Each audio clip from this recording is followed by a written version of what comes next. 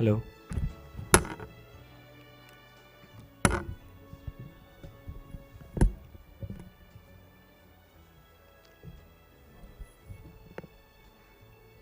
Hello. Hello. Hello. Hello. Distance is okay? Hello.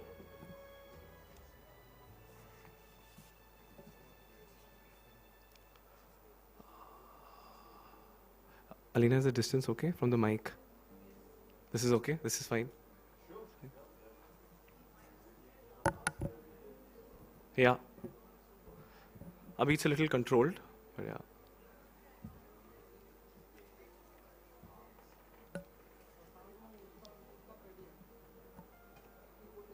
Hello.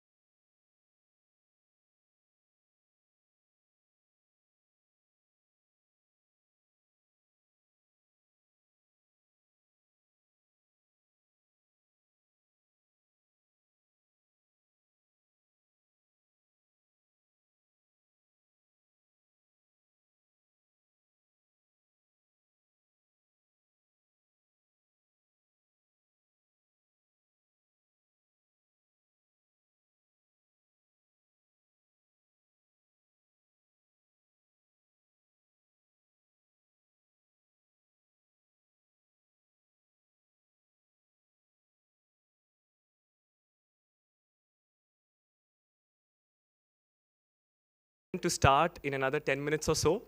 So in case any one of you wants to grab a quick cup of tea or coffee, it's there in the Roshanara hall as soon as you exit to your left. But please ensure that we can commence back by around 10:35. Thank you so much.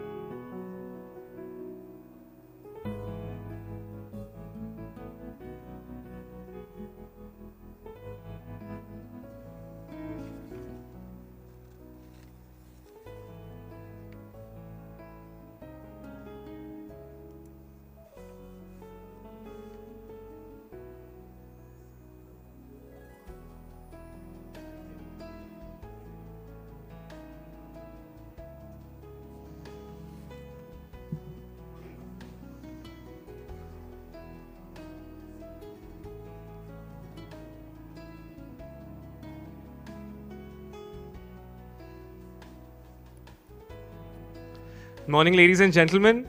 Thank you very much for joining us today. We will start in another 2 to 3 minutes. So I request everyone to kindly take their seats. Thank you.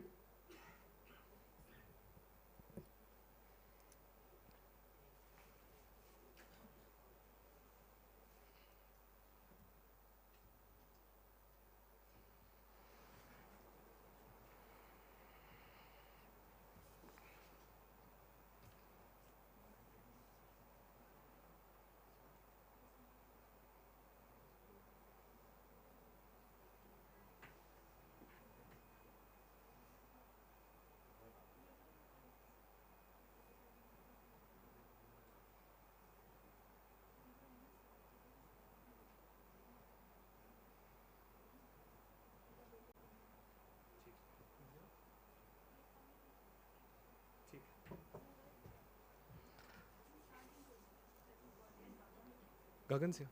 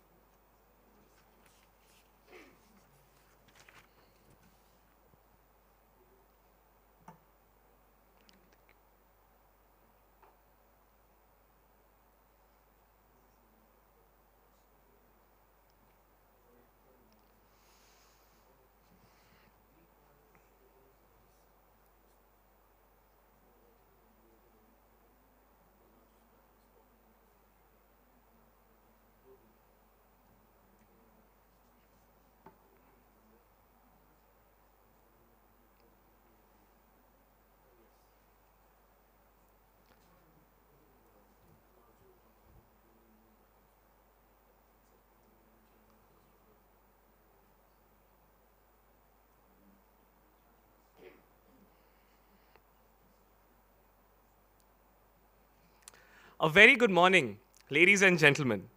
I am Bhuvan Ravindran, a researcher at the Council on Energy, Environment and Water, and I am delighted to be your MC for the day.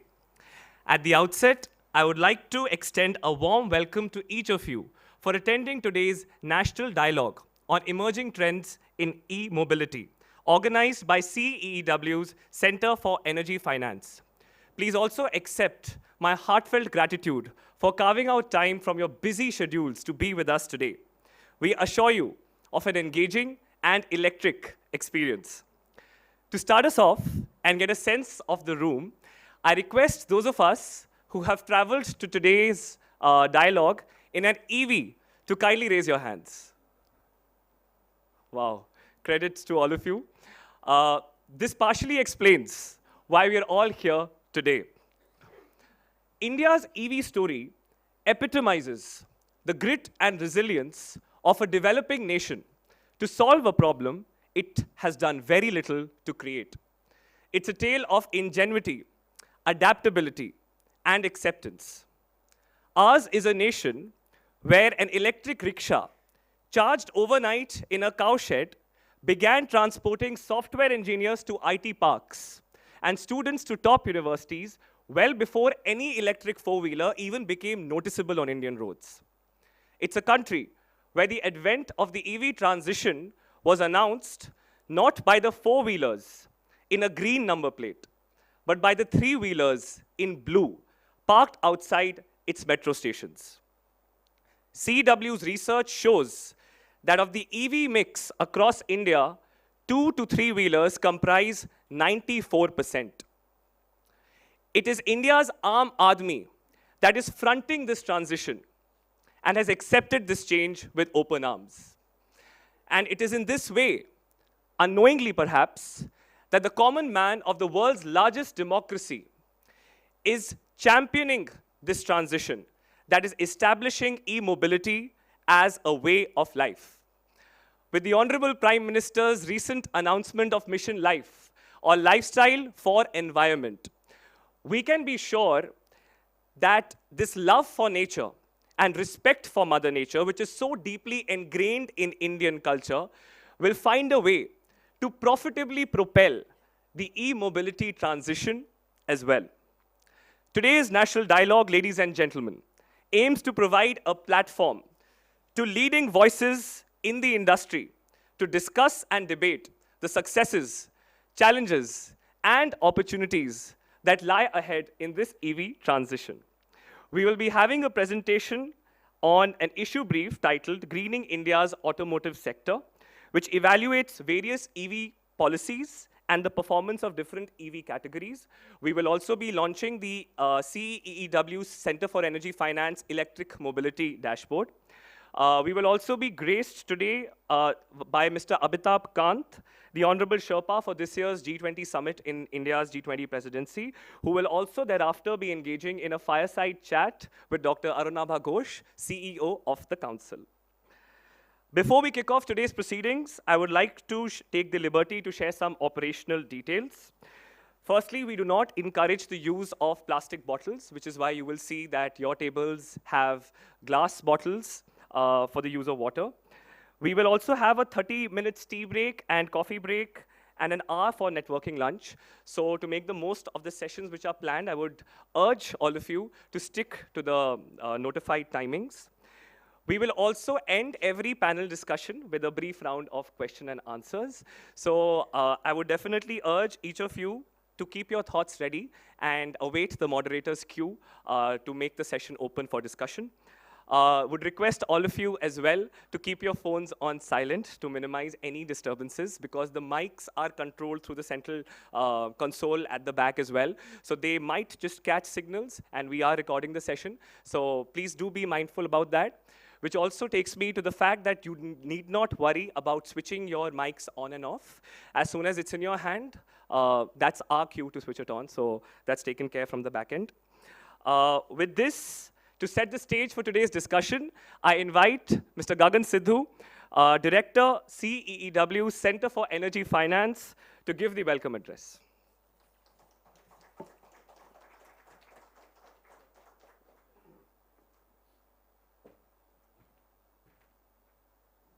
Thanks, Bhuvan. Thank you for that really, really well put sort of opening and setting the scene for the event today.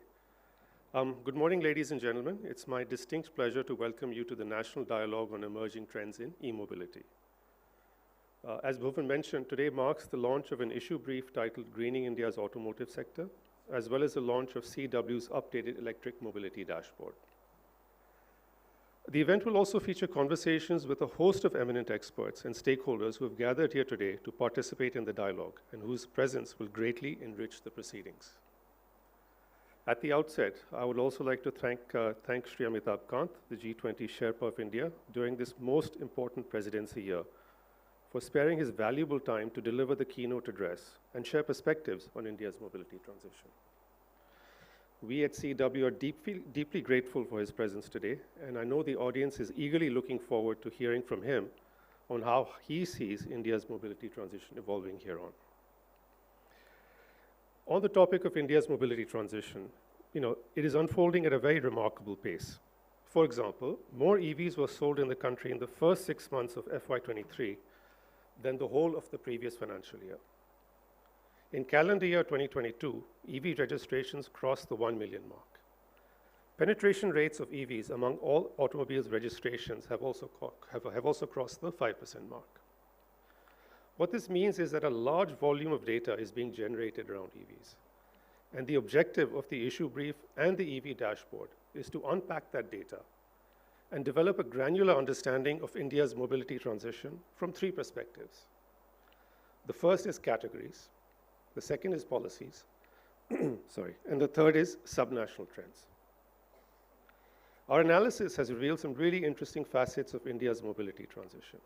For example, e-two-wheelers and e-rickshaws, as Bhuvan mentioned, are leading the nation's mobility transition, collectively accounting for over 90% of all EV registrations. UP leads the nation when it comes to EV registrations amongst all states. Policies and subsidies can indeed reverse the inherent price disadvantage that EVs face in comparison to ICE vehicles.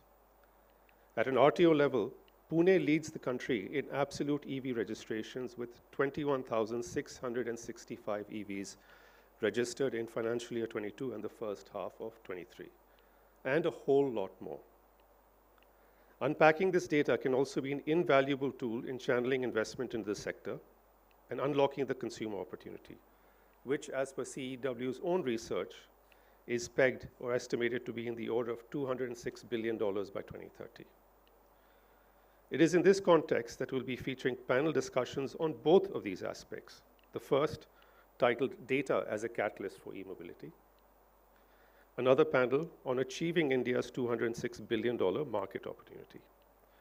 We will hear views of industry experts on what sets electric mobility apart, what sets electric mobility apart from traditional mobility, and their plans to actually tap this immense opportunity. We're also extremely privileged to be hosting an exciting CXO debate, one which will feature industry leaders debate the most important question of who exactly is leading India's EV transition. Is it the traditional incumbents with their deep distribution networks, or is it new players with their nimble strategies and innovative business models? Before I conclude, I would like to express our gratitude to Bloomberg Philanthropies for the generous support extended towards today's event, the issue brief, and the dashboard. It's through this support that we've been able to address some critical questions with respect to India's mobility transition.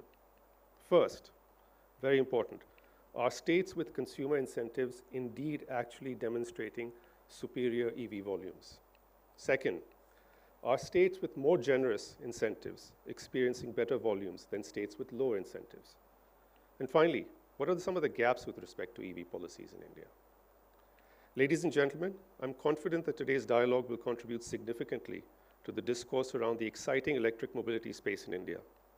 CEEW is grateful for your participation, and I look forward to engaging with you during the course of the day. Thank you. Over to you. Thank you, Mr. Sidhu. I now invite Meghna Nair, research analyst at the CEW Center for Energy Finance, to give the context-setting presentation.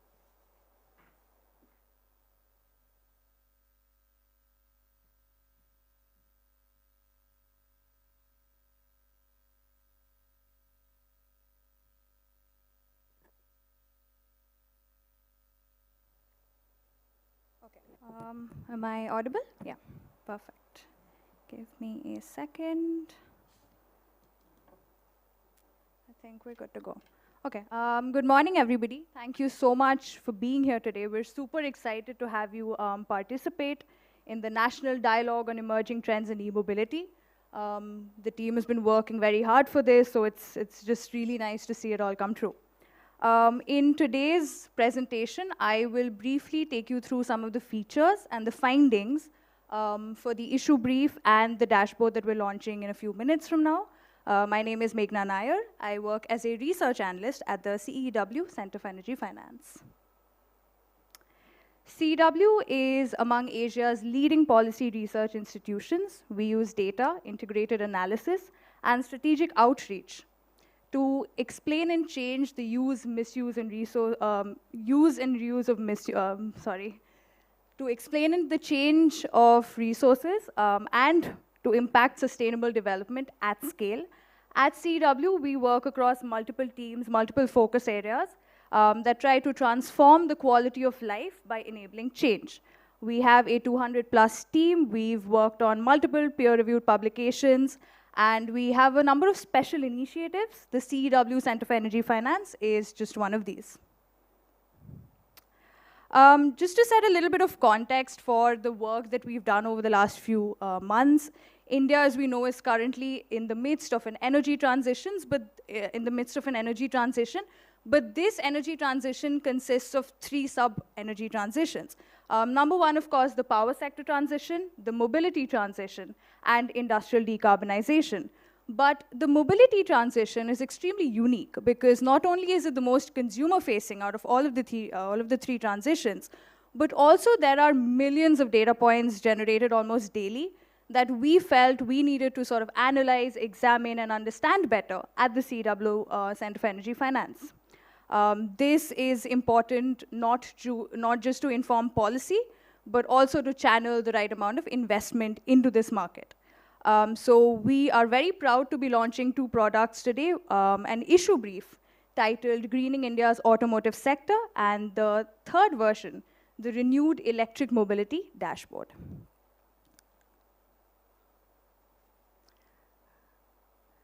Right.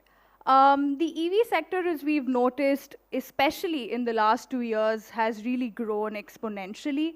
We see the segment going from strength to strength, a segment that consisted of less than 3,000 units sold in FY14 has sold more than 1 million units as of yesterday, and we're not even done with the financial year yet.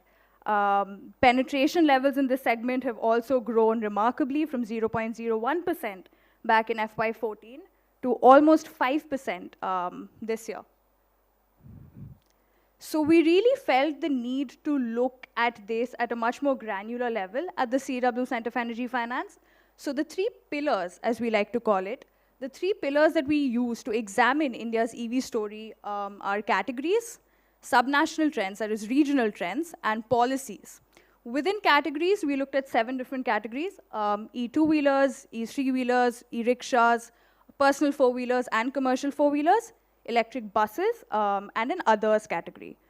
Within subnational and regional trends, we looked at states and union territories as well as RTOs. So the data that we've put out in the issue brief as well as the electric mobility dashboard is just that granular. We go right down to the 1340 RTOs that currently exist in the country.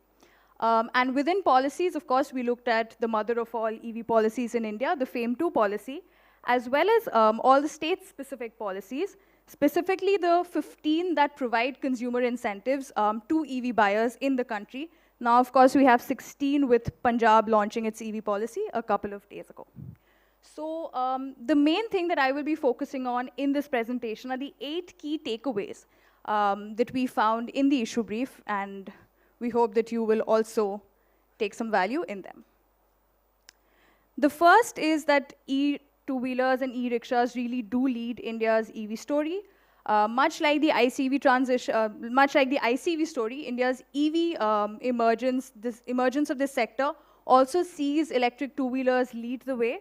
But what's really interesting is, of course, the success of the electric rickshaws and the electric 3-wheeler segment amongst EVs in India, which form about 93% of all sales in the current financial year. The second thing that we saw was that UP and Delhi are in fact leading India's EV transition in 2 very separate specificities. With respect to volumes, we see UP lead with the maximum EVs sold in the country, but this has been led entirely by its e-rickshaw segment, which forms about 86% of all EVs sold in UP.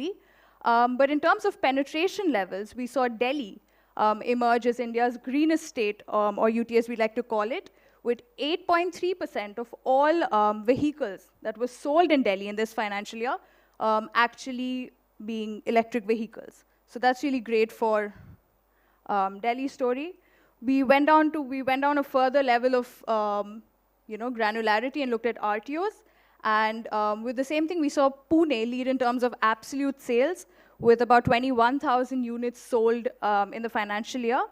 But in terms of penetration, it was the Burari taxi unit in Delhi that actually led in terms of penetration, with 46% of all the vehicles registered in this RTO actually being electric.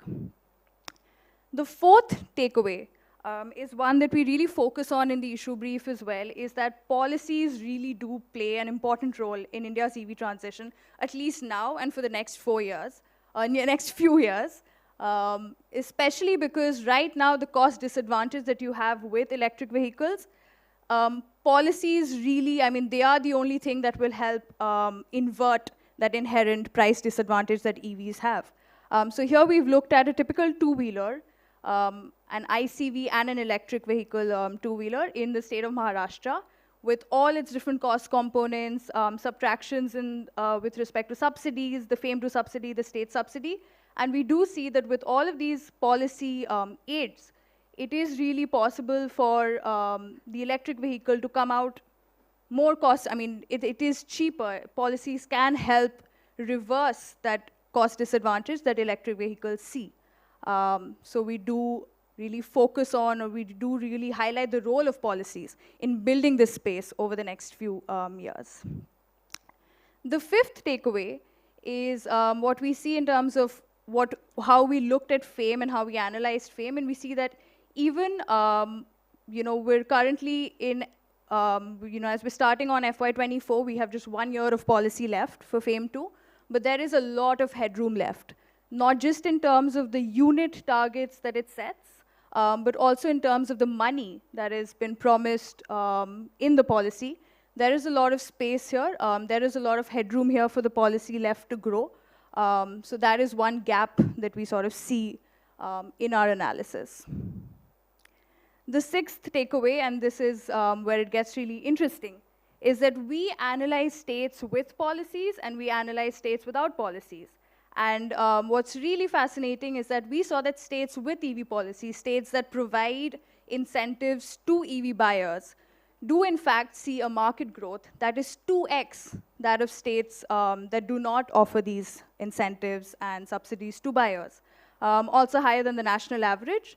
But this really was one of the more interesting things that we saw in the issue brief. The second thing is that we looked at, even within states that offer incentives and offer subsidies to EV buyers, we looked at them as two categories: those providing lower incentives in the range of 2,000 to 5,000 rupees per kilowatt hour, and those providing higher incentives. And we did see that states that provided higher incentives, up to 10,000 rupees per kilowatt hour battery capacity for two-wheelers, did in fact register market growth that was almost 5x, 5 times than those that did not, those that provided lower subsidies. So the case for higher subsidies, the case for subsidies from states really does stand very strongly here. The third thing that we noticed is that when we're analyzing the FAME 2 policy, the gap that we really see is within the E3-wheeler category, where about 90% of E3-wheelers that have been sold in the policy term of FAME have been sold without any FAME policies, without incentives from FAME, which is not the case for two-wheelers. When you look at the two-wheeler segment, you really see that 90% of all E2-wheelers that have been sold since the policy term have been sold with the FAME 2 incentive. So that is one of the main things that we noticed. So our recommendations, of course, are as follows. I think this is slightly important, and this is something we harp on over and over again, but the need for an official target for the electric vehicle industry to work towards, for states to work towards, is more important now than ever before. Based on the analysis that we put out in the dashboard, we did see that states with EV policies have performed better than states without. So states that do not have EV policies should, in the next few months, in the next few years, really look at introducing these. Also, they should carefully consider the incentive amounts, because these really do have an important role to play in how the market grows regionally. And higher per vehicle incentives for E3-wheelers instead of larger unit targets that the FAME 2 policy hasn't been able to meet may be a good way to redirect some of the resources locked into this policy, especially as we are in its last year. The other thing that I just want to quickly take you through is something that we've done in this issue brief, is that we've really put out a state policy comparison where we've compared all the 15 different state EV policies that we have across the country, right down to every last detail. And this is something that we also have on the dashboard. So policymakers, consumers that are looking to see where they really should invest or buy an EV, I mean, these are really important tools for everybody across the industry. The second thing that I want to take you through very quickly is, of course, the electric mobility dashboard that we will be launching in a few minutes. And what we really look at here in this dashboard is volumes. We have different tools. We have the state policy matrix that I showed you, and a penetration map of the Indian subcontinent. And what's better about this version of the dashboard is that it's fresher, it's got better user experience, it's completely automated, very updated, and this is a little bit what it looks like. We have a national, we have a state, categorical, broken down right to every last granular detail that I spoke about.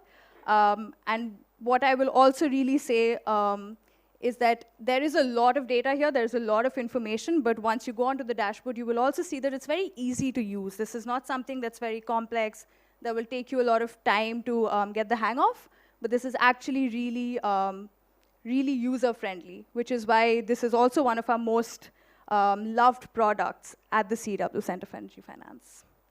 And finally, I will leave you with what the EV story in India currently looks like. This is a heat map of EV penetration across Indian states. We hope that it will only get darker, and we hope that we come up with a lot of different solutions in this room today that will help us make this penetration map even darker. So thank you. That'll be all for me.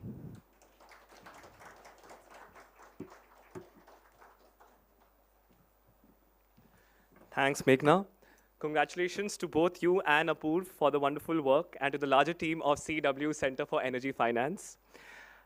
It gives me great pleasure to apprise the audience that Mr. Amitabh Kant, the Honorable Sherpa for G20 India's presidency, has joined us in the room. I now request Dr. Arunabha Ghosh, CEO of the Council on Energy, Environment and Water, to welcome our guest of honor for the day.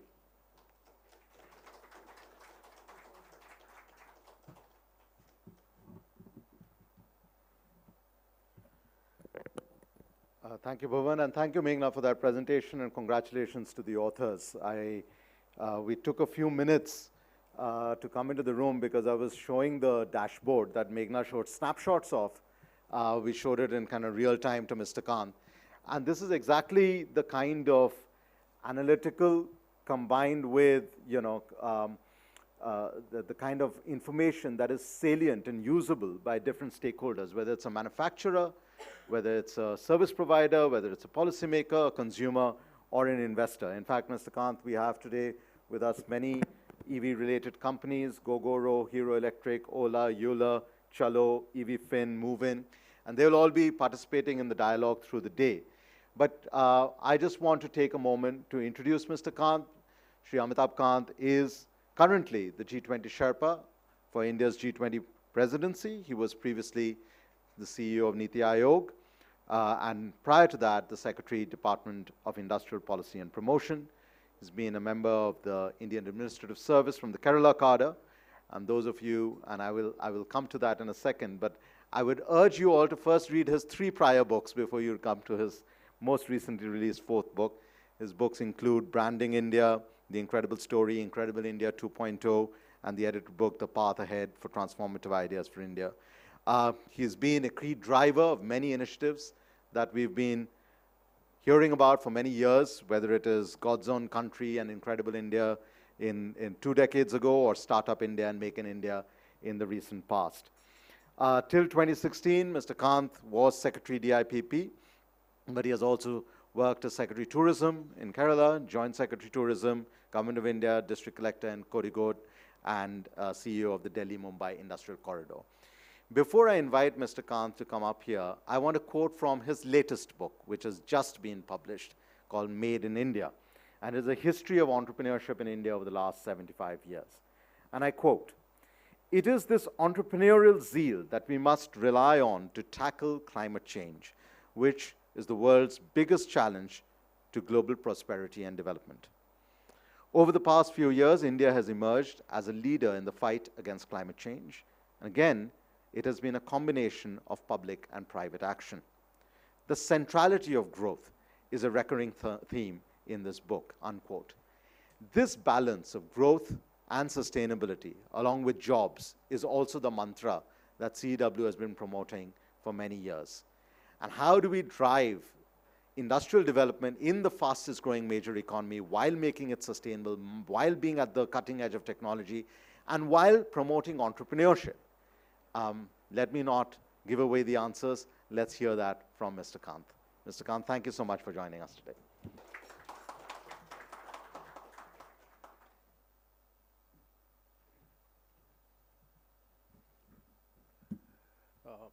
Thank you, Anurabha. Thanks.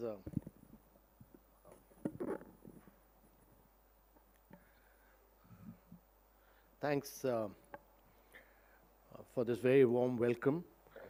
Let me first congratulate the Council of Energy, Environment and Water, CEW, for this excellent dashboard, which I just took a round of. And it's a path-breaking dashboard because it gives you a real-time feel of what's happening on ground in different states of India. And then you can create competition among states. You can create a huge competition between districts, RTOs by RTOs, on this transition. My compliments also that you're launching a report on greening India's automotive sector, and this will be again a critical report to take forward. So I've been a long-term believer that India has to be the leader in climate action. There are several challenges in terms of financing, in terms of our ability to get both public and private finance from the world, our ability to get long-term lending, our ability to get hedging instruments, our ability to structure blended finance and credit enhancement and so on. And there will be several challenges which we'll solve as we go along. But one thing is very clear, that India is climatically blessed, and India's entrepreneurship is top class. And secondly, if we do not make a technological quantum jump in transportation and mobility in particular, we will not be able to attract value, we will not be able to attract capital, and we will get behind the curve. And therefore, I've always been a believer that pushing for radical changes in sunrise areas of growth, like electric mobility, battery storage, is critical for India. It's critical to provide a better quality of life for Indian citizens. India imports almost 200 billion worth of fossil fuel. And the Prime Minister has, in his Independence Day speech a year back, said that we aim to become fossil fuel import independent by 2047. But for the transforming the transportation sector, which plays a very critical role in to address the climate change issue, 2047 is a long way off. And my belief is that our targets should be next 3 to 5 years. Actually, in the next 3 years, we should plan to make our two-wheelers 100% electric. And in the next 5 years, ensure that all our two-wheelers and three-wheelers go 100% electric. This is necessary so that we do not face the challenge of air pollution, and that we do not lose the race of becoming a manufacturing nation for two-wheelers. We are the center of two-wheelers manufacturing right now as far as combustion engines is concerned. We export, we not only produce for the domestic market, but we export. Many of our companies actually produce abroad also. We are the major exporters of two-wheelers. But the size and scale of India gives you the possibility to export. And if there's a huge transition, disruption taking place, if you do not move from being a manufacturer of combustion engine to electric engines, and if you do not move from 2,000 parts to 24 parts, then you will lose the race and other manufacturers will take over, and that disruption will be very rapid and will outpace us. And therefore, actually there's a huge focus on adoption of sustainable mobility. It's necessary not only for the domestic market, but for becoming a major player in the export market. And therefore, I am very happy that Indian Railways has actually committed to achieve net zero by 2030, which is very important. And the FAME2 scheme provides an impetus to clean mobility. We've pushed for production-linked incentive for advanced chemistry cells. We've pushed for production-linked incentive for auto sector to further accelerate EV adoption. Now, 21 states and union territories have announced their EV policies, and the battery swapping policy with interoperability standard will further boost the EV ecosystem. Now, my view is that the FAME policy is facing some challenges because of some private sector, some issues of records, etc. But I think we should work together to solve this and further accelerate the pace of two-wheeler, three-wheelers, push for it in a very big way. And I'm a long-term believer that all government vehicles should actually be electric vehicles, because that will give you the size and scale. So, why two-wheeler, three-wheelers are important? Because almost 75% of vehicles on Indian roads are actually two-wheelers, three-wheelers. And if we are able to do this transition in two-wheelers, three-wheelers, then you will make a very, very big push towards this. But in India, more than 70 million people in India actually use buses. And therefore, converting buses into electric buses is also very critical. I have been a long-term believer that cities must grow and evolve on the back of public transportation, on bus rapid transport systems, and therefore ensuring that all cities move towards electric buses and public mobility is very critical. We have at the moment only 1.2 buses per 1,000 people, but public mobility is really the backbone of a civilized society, and we have to work very strongly towards that. When I was CEO Niti Aayog, we pushed for this biggest tender of electric buses of 5,500 buses through, and the next lot of buses procurement that we are doing is about 50,000 buses, which will be the biggest in the world, electric buses through a grand challenge route. So that, and in the tender, we found that the buses, because we were doing it, the biggest tender in India resulted in prices of 5,500 buses, prices that were 27% cheaper than diesel without subsidy and 23% cheaper than CNG. So when you are able to put the requirement of all states together and do a large tender, you are able to bring down the prices, and that's critical. Now, with the price discovery and the global acceptance, we have actually set out this very ambitious target of 50,000 buses, which is on the right track, and the sheer scale of India's public sector buses needs about almost 10 billion for 50,000 buses over the rest of this decade. And it's a huge financing opportunity. The banks, multi-developmental banks, asset managers, or even asset owner, they all need to play a pivotal role, because eventually all this will be on O&M basis. And financing is, to my mind, really the key, because there is the challenge is that two-wheelers, three-wheelers also, there's no electric mobility, we've not been able to build up a resale market as yet. And because there's lack of a resale market, the interest rates are very high even now.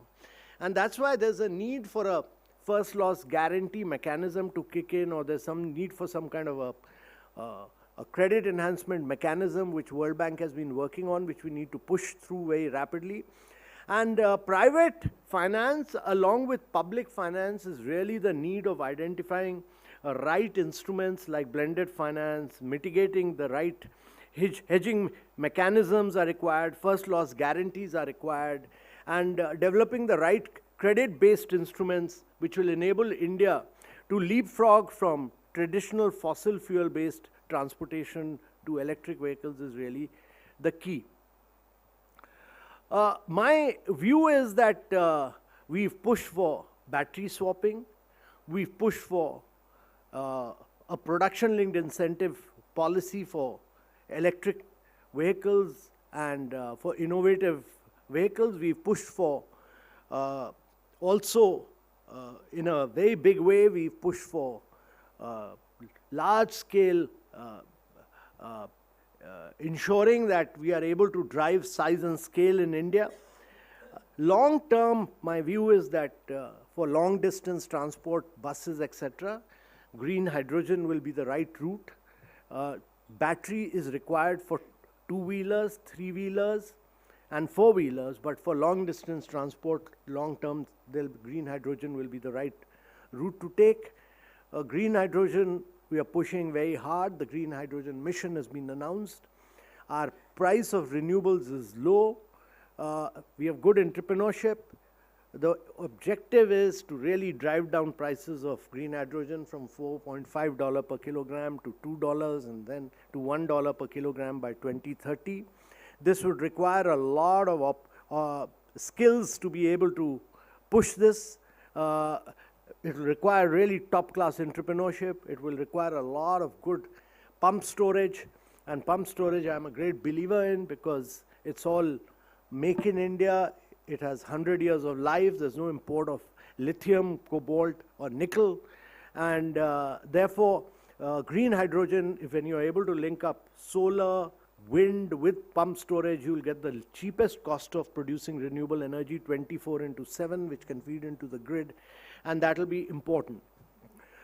My other view is that if we need to push for this in a very big way, the government as a policy measure needs to also have a very clear target, and that is that we need to push a lot of fast chargers into the market. And my view is that in the next 3 to 4 years, our target should be that we put out over about 1 lakh of chargers into the market. All tier 2, tier 3 cities, every municipal commissioner, his target should be to put out electric chargers into the market.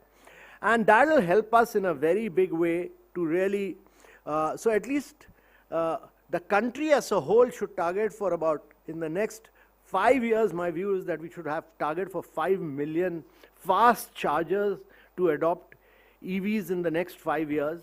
And that's instead of importing fast chargers, we need to push localization content in the manufacturing with megawatt hour charging.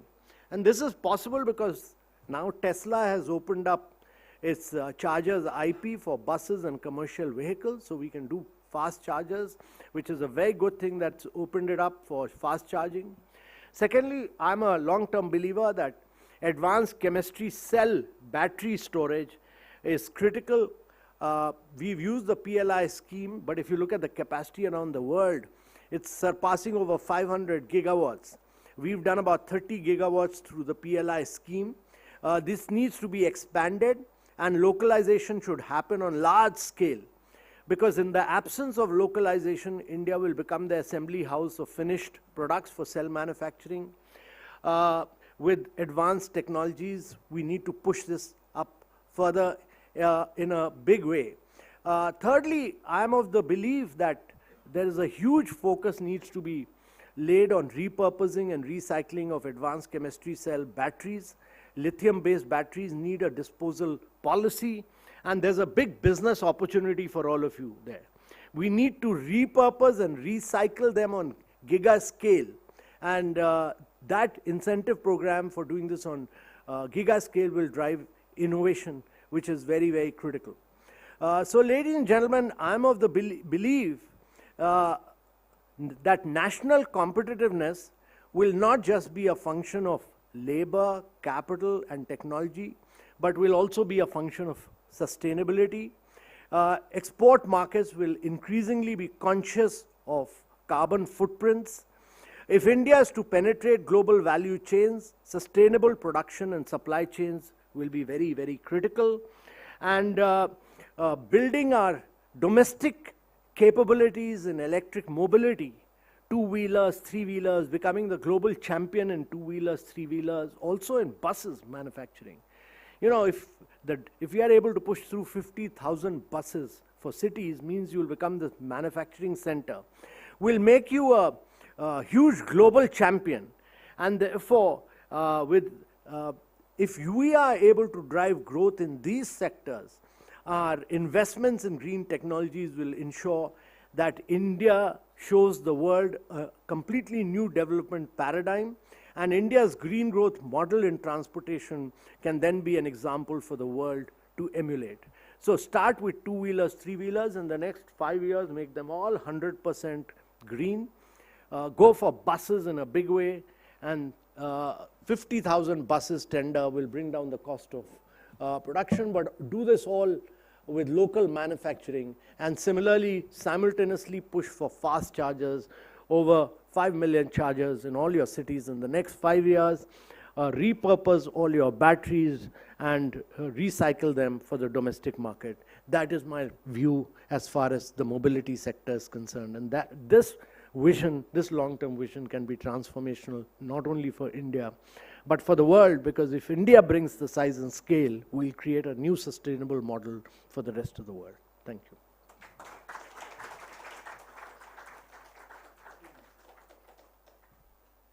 Mr. Kant, thank you.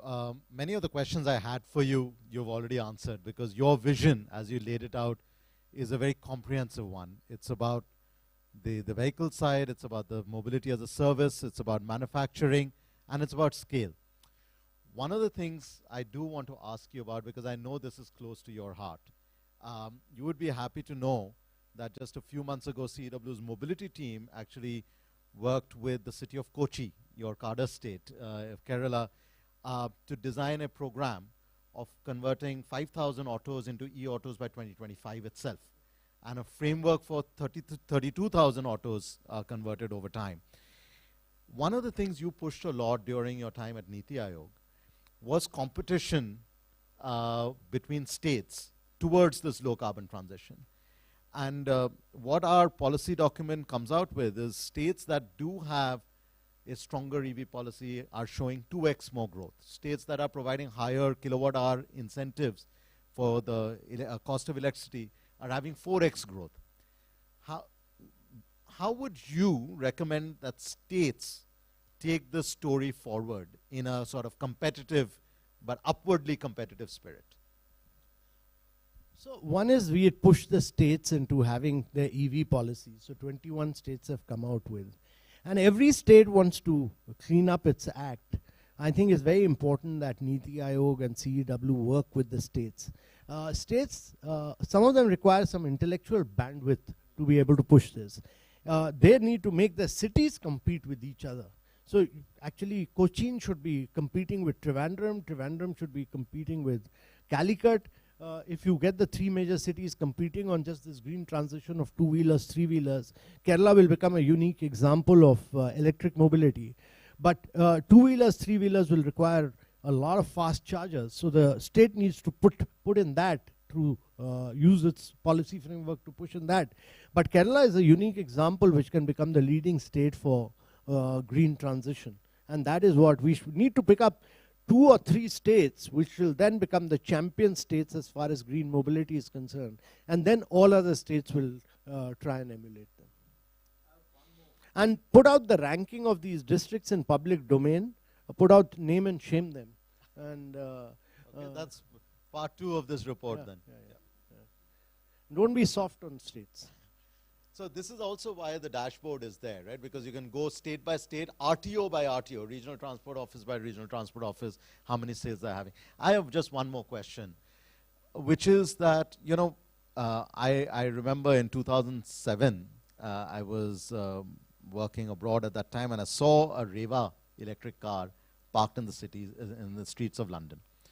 And we were obviously managing to meet European standards and then managing to export, but our growth of EVs had not begun at that time. In that intervening decade, China became a massive driver of EVs, but also with heavy state subsidy and so forth. As we look at the G20 presidency and as we look at our engagements with other countries in the global south that don't have deep pockets, what is the main lesson that India has for other developing countries of how to transition to this advanced mobility future despite, fiscal limitations and so forth? So, two things. One is that you can grow, you can attract value, you will attract capital only if you get into sustainable areas of growth. If you do not, if you remain behind, you will not be able to attract value and capital because there's a vast amount of private investment funds available. It's not that the world is short of funds.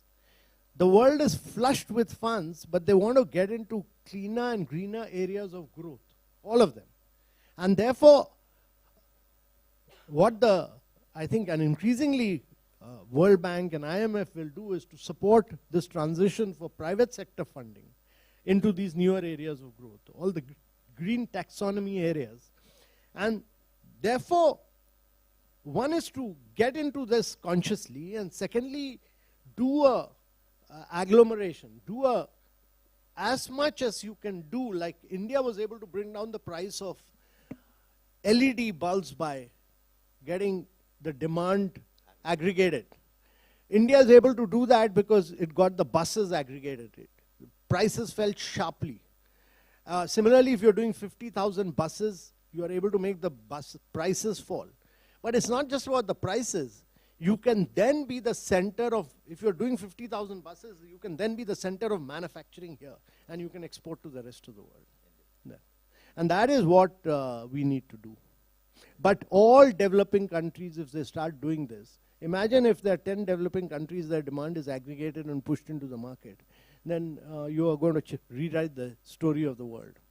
The third is, I think, is very important, that the nature of urbanization, the nature of urban city planning that we do is very important, that we design urban cities for mass bus rapid transport system. Don't design cities for cars. America did that because Ford and General Motors bought over the railway companies, destroyed them so that fossil fuel cars could sell. Now, your cities, if you are designed around buses, then you will allow people to do two-wheelers, three-wheelers, you will allow people to do cycle and walking, but you will not allow these other buses. Embed cycling, walking, and bus transportation and fast chargers in your city planning. I'm saying this because in the years to come, there'll be a lot of urbanization taking place in India.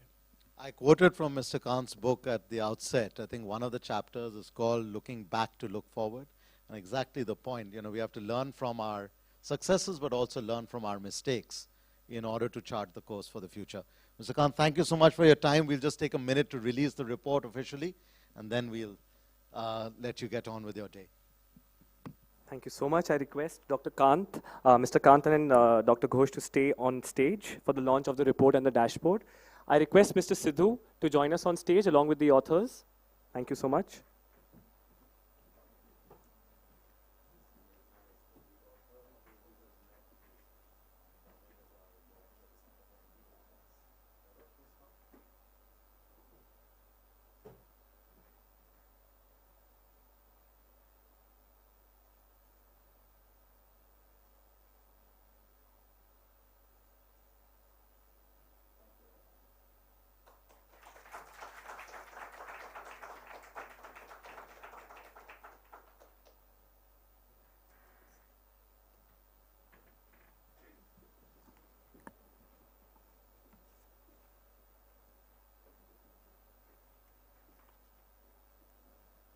Thank you very much, everyone. We will now have a 30 minutes break for tea and coffee in the Roshnara Hall, which is right on the left as soon as you exit. Please feel free to browse the interactive display of our dashboard and the publications stacked outside the hall, and you can pick up your copies if required. Digital versions of all our publications will also be available on the CEW website. We also have two interesting exhibits parked in the Sheesh Mahal Hall, right beside Roshnara Hall. An electric cycle, which we have got from CW's own exhibition space, and an electric scooter, which is used by one of CW's researchers himself. And yes, you guessed right, nothing is available for test drive. We, however, request you all to kindly take your seats before 12 p.m. for the next session. Please enjoy your refreshments. Thank you so much.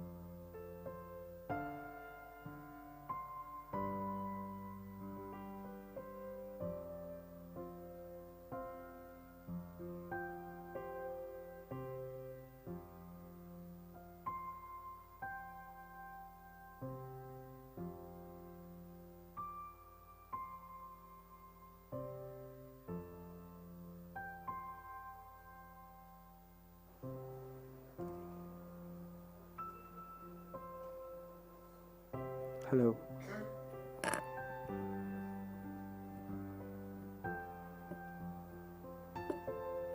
Hello, hello.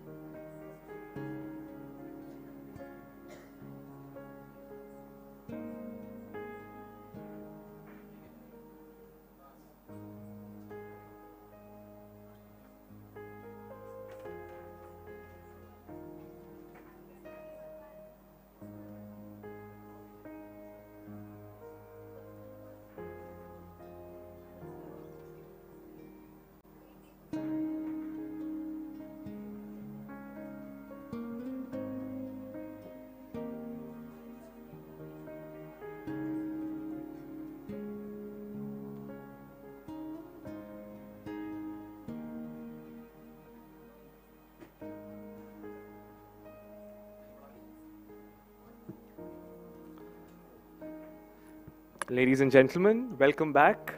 This is just to apprise the audience that we will start in another 5 minutes. Thank you.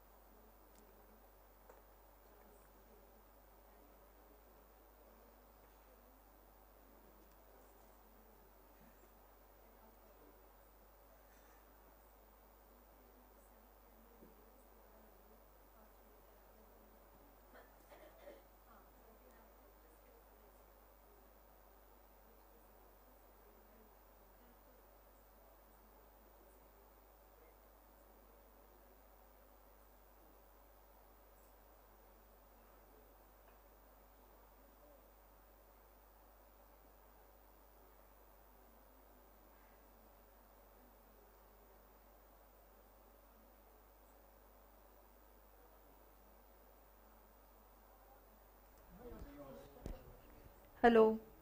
Perfect.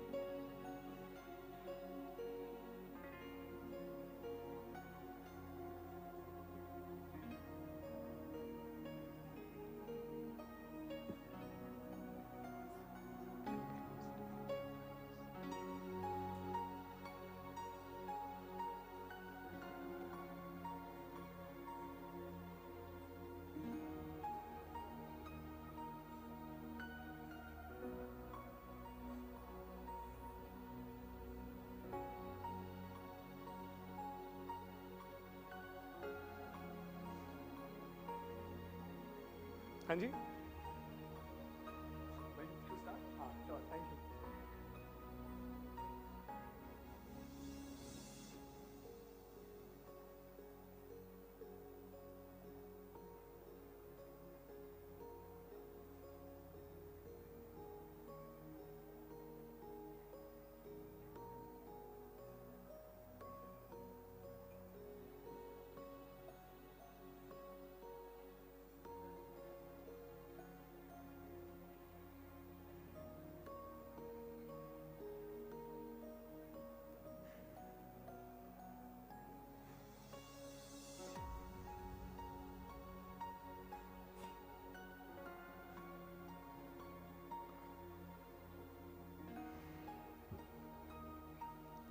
This is to apprise the audience. We'll start in another 3 minutes. Request you all to take your seats. Thank you.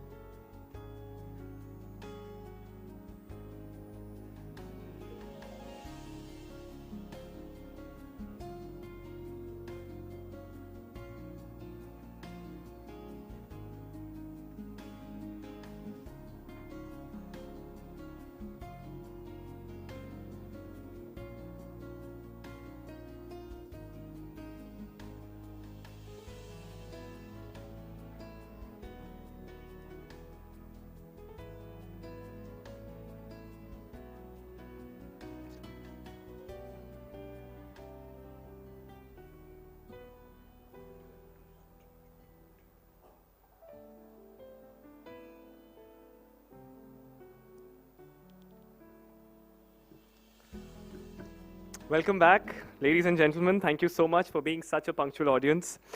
We will now move towards our second moderated discussion for the day, titled Data as a Catalyst for E-Mobility. To bring some variety, Sherlock Holmes, back in 1887, in Sir Arthur Conan Doyle's famous work titled A Study in Scarlet, remarked, "It is a capital mistake to theorize before one has any data," unquote. In this session, we will be discussing the importance of data to drive smart and effective policy and business solutions in the e-mobility space. To begin this session, I first invite, once again, our moderator, Ms. Meghna Nair, research analyst at CEW Center for Energy Finance, followed by our esteemed panelists, Ms. Archana Chauhan, Head E-Bus, Convergence Energy Services Limited, welcome. Mr. Sameer Agarwal, CEO, Refwin, welcome, sir. Ms. Priya Singh, co-founder, Chalo. And Mr. Vikash Mishra, CEO, Moving. I thank you all very, very much for joining us today.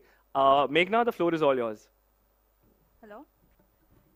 Is this on? Good. I think we'll just wait for Vikash. I just saw him a few minutes ago. Maybe we'll just wait for a few seconds for him to join back. I'll just perhaps reintroduce once Sure. he's in, yeah. Do that.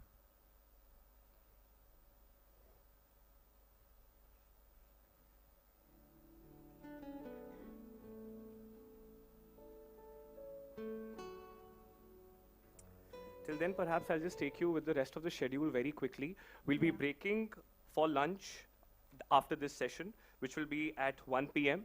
We will recommence at 2 p.m., wherein we will start with the CXO debate. That is something that I'm sure all of you will be tuned into, because we'll see our leading industry experts in a very new, possibly animated avatar. And after that, we have the last panel discussion for the day, which starts at 3. We have with us now our guest, Mr. Vikash Mishra, CEO, Moving. And with the panel complete, Meghna, I hand the baton over to you. Thank you. Thank you so much, Bhuvan. And a very, very, very good morning, good afternoon, in fact, to everyone present here today. Thanks so much for joining us at the National Dialogue on Emerging Trends in E-Mobility. We're ready to kickstart the first panel discussion of the day with a stellar panel, as you can see, right here, on a topic I think is very important for the phase of the electric mobility transition that we're currently in India right now, as some may call it, the inflection point. We're just sort of kickstarting, we're diving right into this transition. So to discuss data as a catalyzer, as an enabler of sorts, is very important, especially right now. Not just to instill confidence with financiers, with people that would invest their resources into the segment, but more so in the minds of the general EV buyer, I would say. Because this particular transition, the electric mobility transition, is in fact the most consumer-facing of all other transitions that we see. So it really is upon us, upon the industry, upon the sector, to convince the EV buyer, the general EV buyer, be it commercial, be it personal, to actually opt to buy an electric vehicle. And all that responsibility, of course, lies with us. And to discuss data as a catalyzer to instilling and building that confidence in the sector, I believe we've curated an absolutely wonderful panel today, consisting of folks within different parallels, different verticals of electric mobility, of Indian e-mobility. And all of these folks, I believe, really heavily rely on data within their own spheres. So as I can start by maybe introducing each of our panelists today. First, of course, we have Ms. Archana Chauhan, who is currently leading the National Electric Bus Program at CSL. Prior to this, she worked in EV charging and infrastructure and helped build the EV ecosystem as the regional manager and state lead for Himachal Pradesh from ESL. Welcome, Archana. It's great to have you on board today. Next up, we have Priya Singh, who is the co-founder and director of Chalo. She focuses on building the talent and also leads government partnerships at Chalo. Thank you so much for joining us today, and it's great to have you here. Next up, we have Mr. Sameer Agarwal, who is the founder and CEO of Refin. Refin works on transforming the EV ecosystem and expediting the adoption of EVs across the country. It is the country's #1 digital EV financing platform. And we've also interacted with Refin very closely at CEEW, and we know that the work that you do is quite path-breaking. So welcome, and thanks so much for joining us. And finally, we have Vikash, who is the CEO of Moving, and has spent a lot of time in the energy and mobility industry himself, over 20 years. He led the electric mobility initiative at Shakti, and has been instrumental in pushing better policy advocacy at various think tanks. So thanks so much, guys, for joining us today. The way that I was thinking we could start today's panel discussion is maybe we'll start with you, Archana, and then we'll move on to everybody else. But if you could maybe, and again, very quick sort of interventions here, and then we'll move on to more structured questions. But how is it that you, in the specific subsection of work that you do in Indian mobility, how is it that you use data, and how important is data to your sort of everyday lives, and just generally the work that you're doing in Indian e-mobility? Yeah, thank you, Meghna. Very warm good afternoon to everyone, and I would like to thank you, CEEW, for inviting me in the panel. And as you're mentioning data, I believe is really, really important these days. Like, we all are on our phones. I mean, this has become our life. So as far as CSL is concerned, I would say, like, we were the first one to launch electric mobility in the four-wheeler sector, and then we moved to charging infra very rapidly, and then landed to buses. And in buses, like, till date, we are able to aggregate the demand for 16,000 buses and have a target of around 50,000 buses, as Amitabh Kant sir was also mentioning in a very length about the program. So I'll stick to the data, how data has helped us. So we floated first grand challenge for buses, and the data was the key point and key source for that, because we asked from the STU what kind of buses they want, the demand of the buses, whether it is like 12 meter, 9 meter, 7 meter, and if the buses are AC, non-AC. So we had like expression of interest where there are like particular 3-4 pager expression of interest with the data that we are capturing, that we were capturing from the STUs. And the type of buses. Once we collected the data, it helped us factor the demand, what kind of demand they want, what are the buses they require, what are their requirement and planning for next 5 years, whether they are now operating on diesel or CNG, and are there any electric buses in place in those states, and whether the buses they are still buying on an outright purchase, or either they have shifted on a GCC model.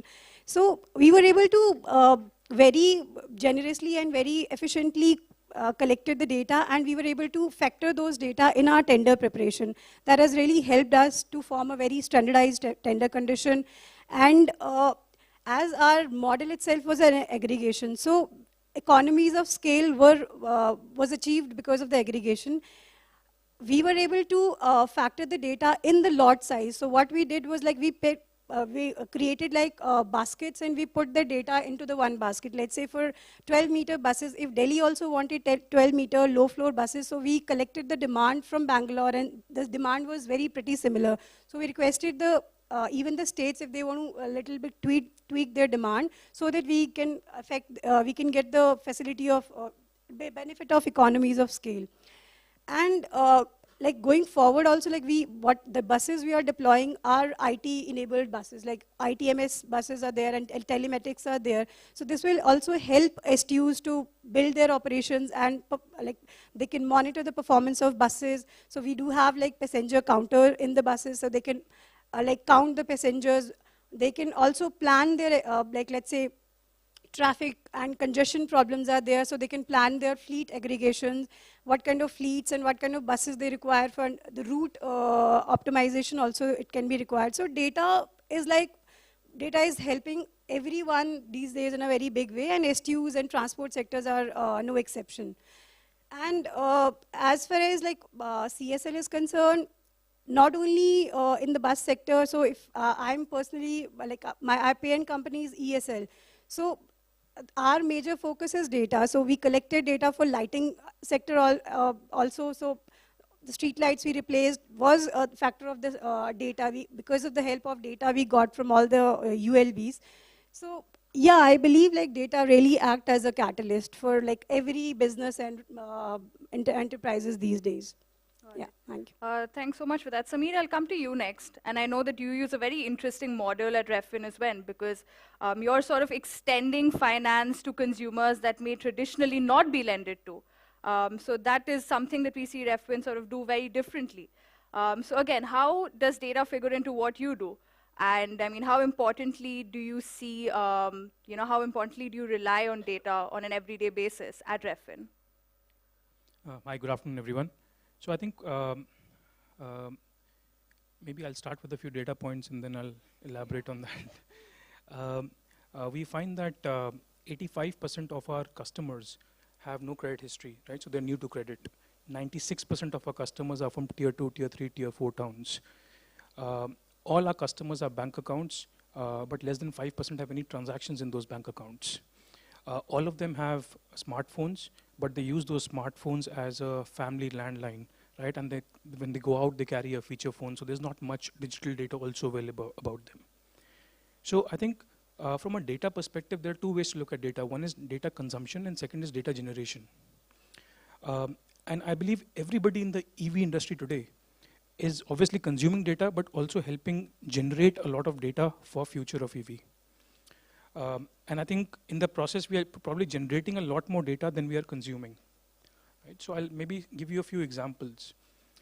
In terms of consumption, obviously as a financier, traditionally a financier relies a lot on consumption of data, whether it's credit bureau data, whether it's banking transaction data, KYC data, a lot of other things to make a decision.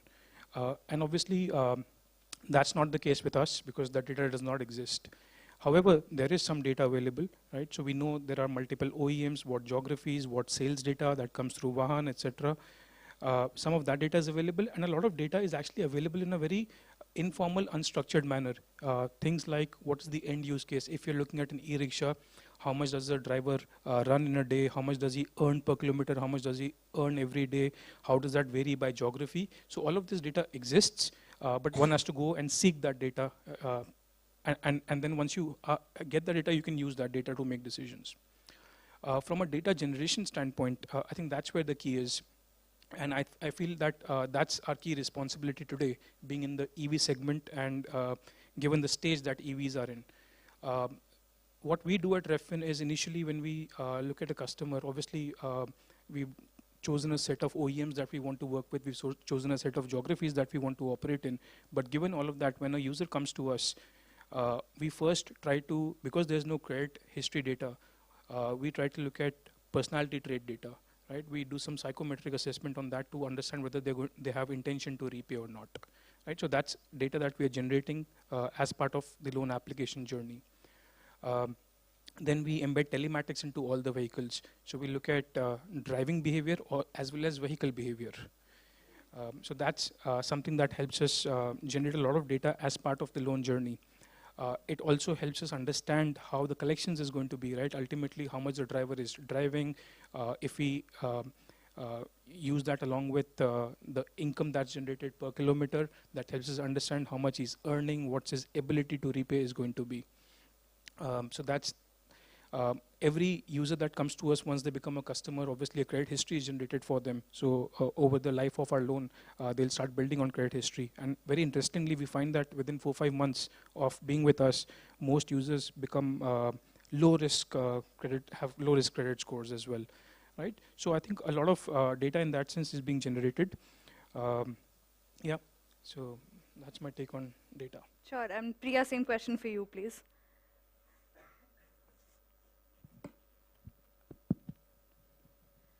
So the industry I work in, I was listening to Sameer and I got to remember one shay from Dushyant Kumar, and it is on the data. Can I share that? Okay. So it says that 100 में 70 आदमी फिलहाल जब नाबाद हैं, दिल पर रखकर हाथ कहिए देश क्या आबाद है. So when India's per capita income is $200, And most of the people are under poverty line or lower middle class. We should talk about how data can be important for the public mobility and mobility sector. Because mobility sector, another part is when we talk about top 10 problems in this country, and Himani and I was speaking recently just now, some time ago. Mobility sector or transportation doesn't count in top 10 problems of India. And I was wondering when I started working on this subject that it is so broken that people have accepted that nothing is going to change and we have to figure out our own way every morning when we get out from the house, that either we have our private vehicles or I don't know what else. We don't know, right? Second thing is, when we talk about this particular sector and as a catalyst, the entire data of spends on mobility, I'm so sorry, I'm just taking a mobility as a stand. The spend on mobility is huge. When you see under $200 families, that they have to go out, they are not working from home, they have to go out to work and they have to spend. And when we do not have that industry, it becomes problematic for them to be mobile every day. And another part is when we see entire world, we have solved almost every mobility sector, focusing on that who will travel from Delhi to Bombay and how much frequency we will get flights. We have solved intercity trains, right? We have solved international. But one sector which we haven't solved with the data is the intracity mobility, which is what I keep seeing, and I keep wondering that how do we use the best possible mode of solution to pick the data points, and how can we connect all the broken points within one basket and one bucket wherein we can solve this problem with the data, and there is no other option except solving with the data, because you can have people data, you can have bus data, you can have bike data, you can have multimodal transportation, para transportation data, and you can club it all together. Then it will make sense in totality. It can't make sense in silos. This is how, I'm not going to the numbers. He has covered almost everything, and Ms. Chauhan has covered, but that's how I see. No, that makes a lot of sense, and that's a lot of what we do at the CEEW Center for Energy Finance as well, right? Because data exists, and there are a lot of data points. For example, the dashboard that we launched, we rely entirely on the Ministry of Road Transport and Highways Vahan data. So it's a lot of raw data available, but making sense of that data. What is it that you can do? I mean, how can the industry really grow? How do you use that data to then configure your own sort of verticals accordingly is very important as well. Vikash, I mean, I'll come to you, and what I want to understand very similarly is wearing the cap of a fleet operator, what is the scale and the nature of data that you work with, and where does it figure into what it is that you're doing as one of the leading fleet operators in the country, of course? So thanks, Omega. Over the last 2 years, since Moving was incorporated, we have deployed 1,700 electric vehicles on the road for commercial delivery applications, serving 40 plus customers across 16 cities in India, and we do about 500,000 order shipments on a monthly basis. Where we get the problem in electric mobility, and I'll take a step back as a fleet operator, is that it's a multi-stakeholder problem. OEM has to make the right product and ensure that uptime is there. The charging point operators has to set up the charging infra network and make sure that it is available, affordable, and also utilized properly. The maintenance and life cycle providers of the vehicle has to ensure that service level is ensured for the uptime. And the driver, who is the most critical aspect of the commercial delivery, is he need to earn more by making sure that he's running more distance and serving more customers and more shipments. And that's where the data becomes very integral to the solution of the multi-stakeholder problem that electric mobility throws as a challenge. The solution that we are working from a driver-centric perspective is that we get data from the vehicle in terms of what is the range that vehicle can give, what is the state of the charge of the battery, what is the trip distance that the driver has to deliver, and we ensure that driver gets the real-time information from our control tower that by driving this way, by driving at this speed, by driving at this condition, this is the range that he or she will expect. And if they have to go from 1 shift to 1.5 shift, then what is the charging schedule and where they can go and do the charging in the between, top-up charging. So that driver gets the help on the information on the vehicle, on the battery, on the charging, so that he can plan his trip better and he can run the distance more. And the more he runs, the more he saves. Second way we want to help the OEM is also in terms of making the right product. There are multiple use cases that happen in India, ranging from 40 kilometers per day to 200 kilometers per day as far as delivery is concerned. Nowadays, you order from a long distance restaurant, so the driver has to drive more to get you that food. So how do you ensure that the vehicle that you have meets the most of the use cases? And that information insight that we develop from a customer perspective, we share that with the likes of Tatas and Mahindras to ensure that they feed into the product design and right use case from a right battery size and right charging solution they can develop for making a reliable product. Third, on the charging point operators, one way to understand is where you have a land and you set up the charging infra, but if it's not utilized, it has no purpose. It will end up doing more system level capex more and underutilized assets. So with charging point operators, the way we work is we share the heat map of the vehicles in terms of how it's running on a day-to-day basis. We share in terms of where are the demand centers from a logistics point of view. And based on that, we identify the gap and we share that gap with the charging point operators. We feel that entry into the logistics space in the last mile delivery space is easier. Anyone can come up with 5 vehicles and start operations tomorrow. But entry to barriers is low, but the entry to scale up these operations, that is only possible when you have data and technology as a strong pillar. And that's what we are trying to build at Moving, to help our drivers, OEMs, CPOs, maintenance providers to ensure that together we are building the right EV ecosystem in the country. Right. And that's very interesting because I think that sounds a lot like what you said as well, Archana, because you're using, Vikash, what you're doing is you're using data to fill in the various plugs, everybody's sort of problems and their weak points, or what it is that's working for them and not. Whereas what you're doing with your tenders is you're really conforming to the needs of everybody, different states, different STUs.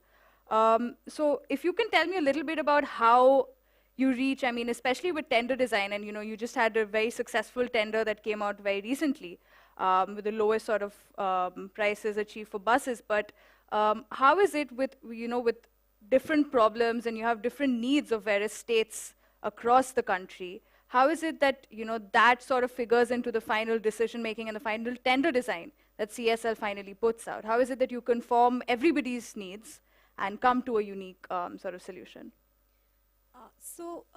I'll talk about the first tender. So the first tender was Grand Challenge, which we floated, and the buses were like 5,445 buses, which we were able to aggregate the demand for. So we had a mandate to get the demand from 9 cities from Ministry of Heavy Industries, and we could get the demand from 5 cities. So as the demand we received from the expression of interest was like a type of buses. So let's say, so we had like Delhi, Bangalore, and 3 other cities, Kolkata, Hyderabad, and Gujarat. So the type of buses, so we had like 12-meter and 9-meter buses. So we asked from the state, like, which type of buses do you want? So the type is like intercity, intracity, and Mofussil. And under that, what are the running kilometers? So our major forte was the running kilometer. We were playing on the running kilometer. So for the intracity buses, we kept the running kilometer for 200. So we pushed the state that running kilometers will be 200 for intracities, so that even the OEMs can get benefit out of it, because the model itself was GCC, gross cost contracting model. So where the OEM has to operate the buses as well for the states, and manufacture and do the maintenance and everything about the buses. And STU just have to provide their conductor, and the driver will be of the OEMs, and along with the routes. So we got the demand in a certain way, and we collated the demand, and we make the lots. So the different lots under the, for first tender, there were like 5 lots. And because those lots have bigger number of buses in a single basket, so we were able to get the economies of scale. The price reduction were really great. From our first tender, it was like 31% from the diesel, and 23% we got the price reduction from CNG. And if I talk about the second tender which we floated was for 6,500 buses, there we have the larger number of buses. The bucket was like the bigger this time. And last tender we had the subsidy, so we could factor in the subsidy, and it was little comfort to all the OEMs as well. But this, for the second tender, it was without the subsidy. So the experience of the first tender, states had come in, they showed the interest, and the buckets we got were the little bigger. And I'll give you an example, like Arunachal Pradesh asked only 10 buses. So if they were able, they were not able to do, they could do tender for 10 buses, but they might not able to got the prices which we got for them. So we took their buses and we put their buses into the similar tenders, similar lots. So we had like 8 different lots for 6,500 buses. And the price that we got, like apart from the subsidy, that was also very good price we got. And it was like, from diesel, it was around 27%. We got the price reduction from diesel, and 19% from CNG. So the data has helped us. The tender we prepared, like the standardization of the tender was because of the data, and even the technical specifications. So we asked the states, like, these are the basic technical specification, and what are their requirements. So we collated their requirement, and so as far as like for our intracity buses, so buses will run for 200 kilometers in a single charge. And for our intercity and the Mofussil buses, it was like 350 kilometers and 450 kilometers. So we gave the opportunity charging for like 45 minutes. So that has helped state also to build a confidence, and for us also data act as a major role for creating these tenders. Yeah. Sameer, I'm going to come to you next, and I'm going to take a little bit of a step back, right? I want to understand, especially as a financier, somebody who has his hands dirty in this sort of segment of EV financing, there is still that perception that financing or the cost of capital of an electric vehicle is much higher than it would be for the traditional auto sector, right? Now, what I want to understand is what role can data play here in a segment like this to really bridge that gap, not just with respect to, let's say, perception, but actually make that happen over the next few years? Sure, I'm glad you used the word perception. Yeah. I think it is a perception, but there's a bit of a reality in it as well.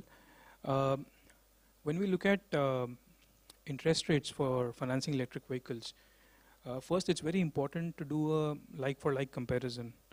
I think most of us confuse how much interest rate we get for our personal vehicles versus the interest rates for a 3-wheeler. We shouldn't do that. Right? We should compare a 3-wheeler with a 3-wheeler, 2-wheeler with a 2-wheeler, 4-wheeler with a 4-wheeler, and so on and so forth. I think if we do that comparison, we will find that yes, the interest rates are slightly higher, but not so much higher, or it's not alarmingly higher. There may be a bit of a markup of 2-3 percentage points. Now the question is, why is that the case? There are a lot of unknown factors about electric vehicles, and there are a lot of known factors which are unquantifiable today as well. Right? So very simple things, what is the life of this vehicle, what is the residual value of this vehicle, the warranties, will they be honored or not? There is no secondary market, which means you don't have a place to sell the vehicle, and you don't know even if it sells at what price it is going to sell for. Right? And then there is also the whole thing about, are there enough service stations, not just for vehicles, but also for battery servicing, battery replacements, and especially with lithium-ion batteries, we find that service network is very, very poor across the country. So a lot of times vehicles have to be shipped to a different city to get replaced, and that takes a lot of time.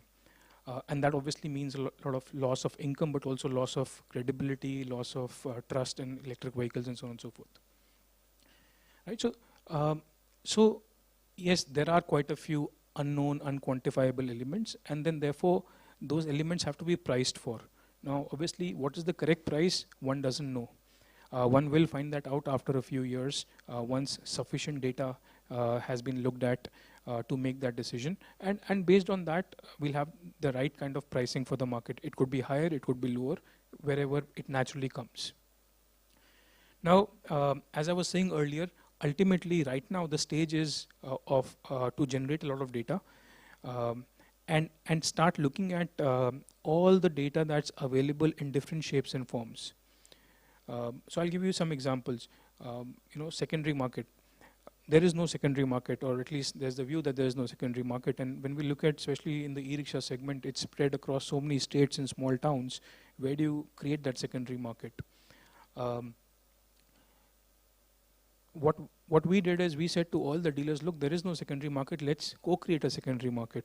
If a vehicle gets repossessed, can we bring it to you? Can you refurbish it and resell it through your counter? You already have a space over there, you already have a service station, and that can be better utilized. That will not only increase the value of the vehicle, it will also create a way or a place where the vehicle is actually available for sale, where people can come and see it, and also enhances the value, but also enhances the credibility of the vehicle because it's being sold through an authorized dealership. Now, since we've done that, what has happened is A, a secondary market has been established, but B, we also know what is going to be the price for which that vehicle is going to be sold for. And it may surprise everybody to know that we are able to realize 87% of loan principal by reselling a second-hand vehicle, an electric vehicle. 87%. So the loss is actually very, very low.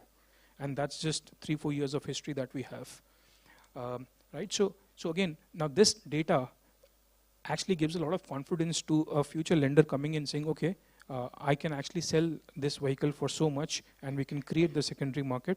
And then therefore you are in a better place to quantify what that risk of LGD will be, loss given default would be, right? Also, what is the probability of default? It's very difficult to quantify because ultimately, as I said, most of the borrowers have never taken a loan in the past. They're all in small towns, very little history about them. So you have to start generating that history. Again, financiers like us are generating that kind of data. And obviously, I actually wish that this data could be separately identified in credit bureaus and so on and so forth. So one could actually say that this is EV specific, or what category of EV specific, what geography, etc., to then be able to determine the right kind of default probabilities as well. The third thing is about, as I said, telematics. I think telematics is probably the most powerful data that exists. Now, we have today about 300 million kilometers of telematics data from about 17,000 drivers that we financed. Right, and it's very interesting that we find that average drivers across the country are driving around 68, 69 kilometers a day. But what is also very interesting, and this is again informally collected data, is that the average income per kilometer is actually very, very different city by city, state by state. And generally what we find is for three-wheeler segment that varies from 13 rupees to 23 rupees. And that's a wide range, right? But at 68 kilometers times 13 rupees per kilometer, it's still about 800-900 rupees of gross income every day. Then that actually helps us determine what is his ability to repay. If it's 900 rupees, he probably can pay about 25% of that as an installment. So his installment cannot be more than 250 rupees a day. And that translates to about 6,500-7,000 rupees a month. Therefore, when we design a loan product, you can't have a 12-month loan product because he cannot, because then the EMIs will be about 10 to 12,000 rupees, which is about 40-50% of his earnings. Right? So when you start looking at all of that data, whether it's your product design, whether it's the geographies you want to operate in, whether it's the pricing that you want, how you create secondary market, how you create your growth plan, how you enter into new segments, what data learnings can you transfer across different segments. I think all of that matters. And once you have all that information, then I think it becomes easy to start looking at pricing in a more definitive manner. I wouldn't say reducing of price, but more pricing it correctly, whether it's a lower cost, higher cost, or the same as we're doing today. Got it. So Vikash, I'll actually come to you next, and then Priya, I'll come back to you. But what you're doing as a fleet operator is sort of you're straddling as in the middle as both a consumer and then a B2B business, right? What I want to understand from you, as you're leading moving, is when you're approaching businesses as an EV fleet operator, what do you think are the top 3 reasons you tell them that they should go electric, or why they should actually consider an electric fleet vis-a-vis something that they've been traditionally been using for so long? What is it that you use, the top 3 sort of selling points that you have for them to actually make that shift to electric and actually consider going EV? Yeah, I mean, we all know, we are all believers in this room, so the future of mobility is shared, connected, and electric. And there are a few customers who also believe that this is the future.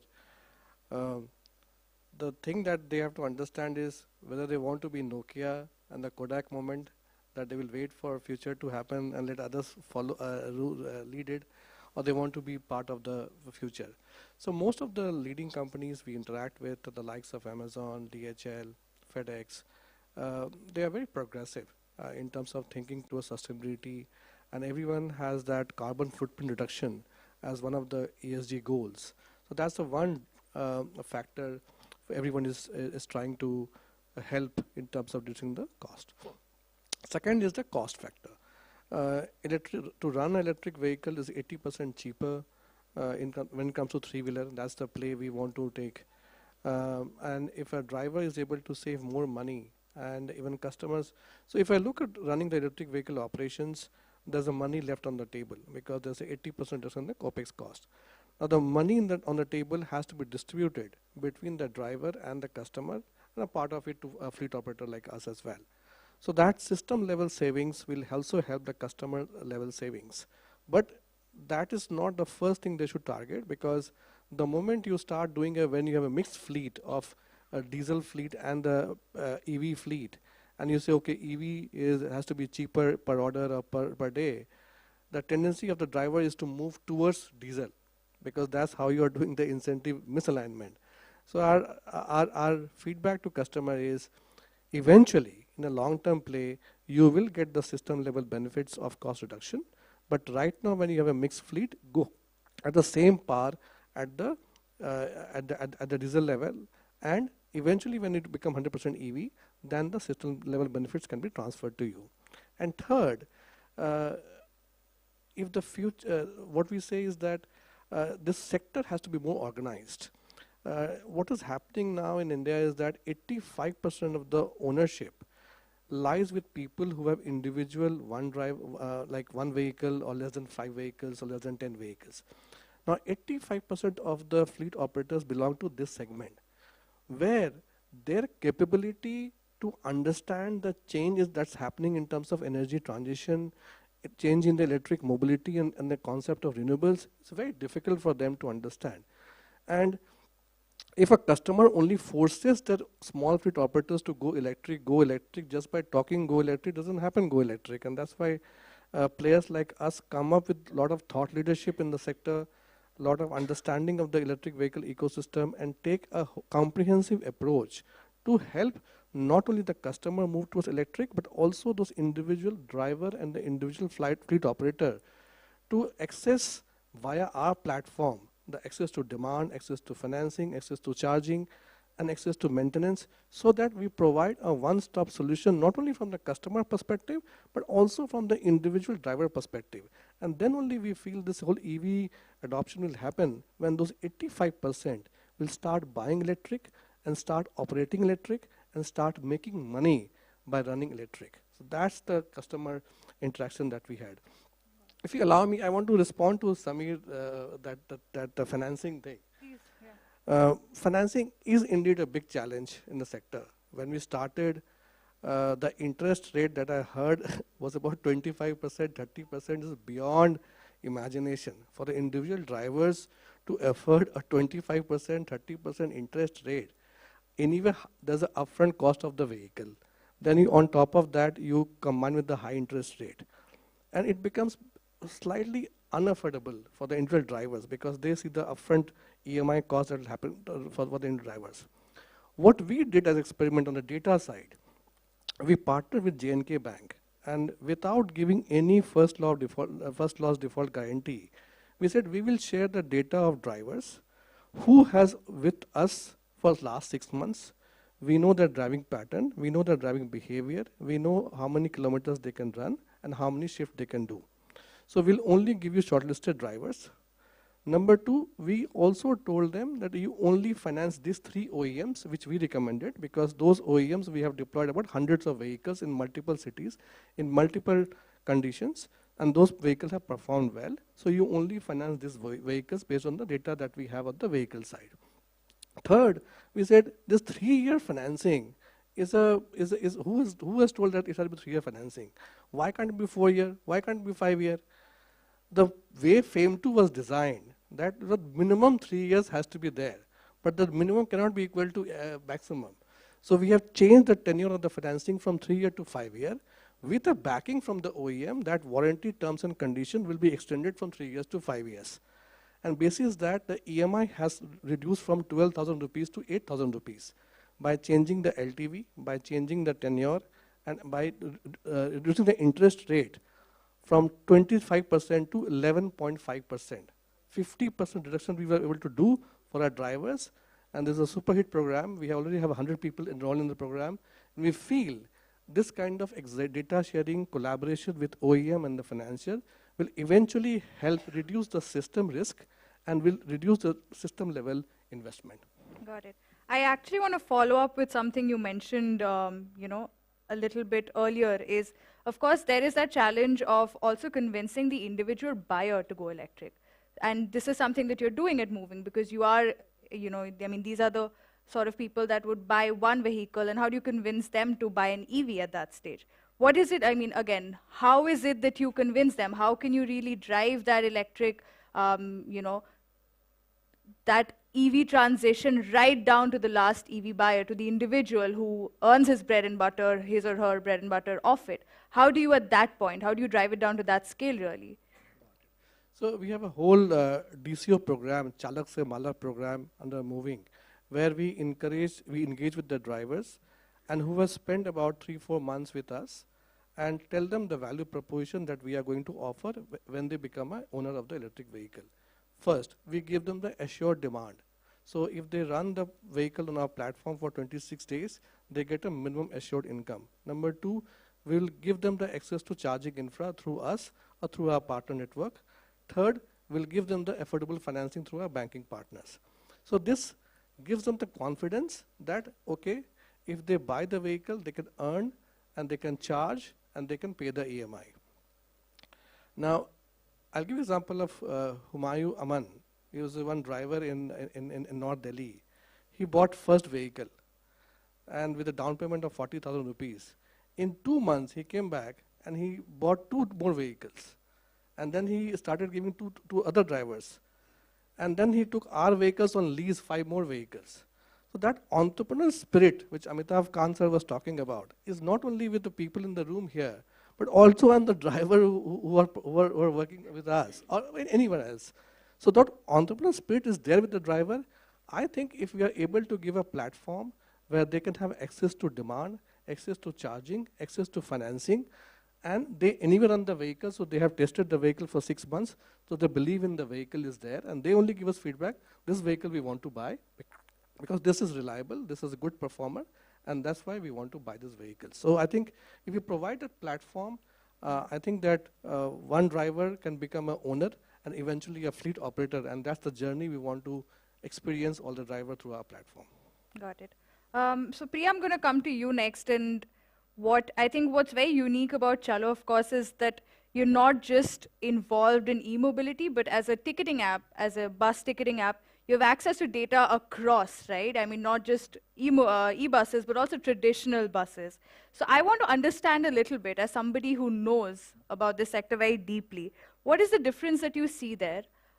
Is there any, again, in the use of these buses, as somebody who tracks that data, and how is there anything, is there something you propose we could do to actually convince the final consumer to go opt for an electric bus over a traditional bus? Is that something that you maybe thought about, and is that something that you try to do at Chalo? So I think I'll start with why people do not take public transport or buses. Um, have you guys traveled by bus? Yeah. What is the number one problem?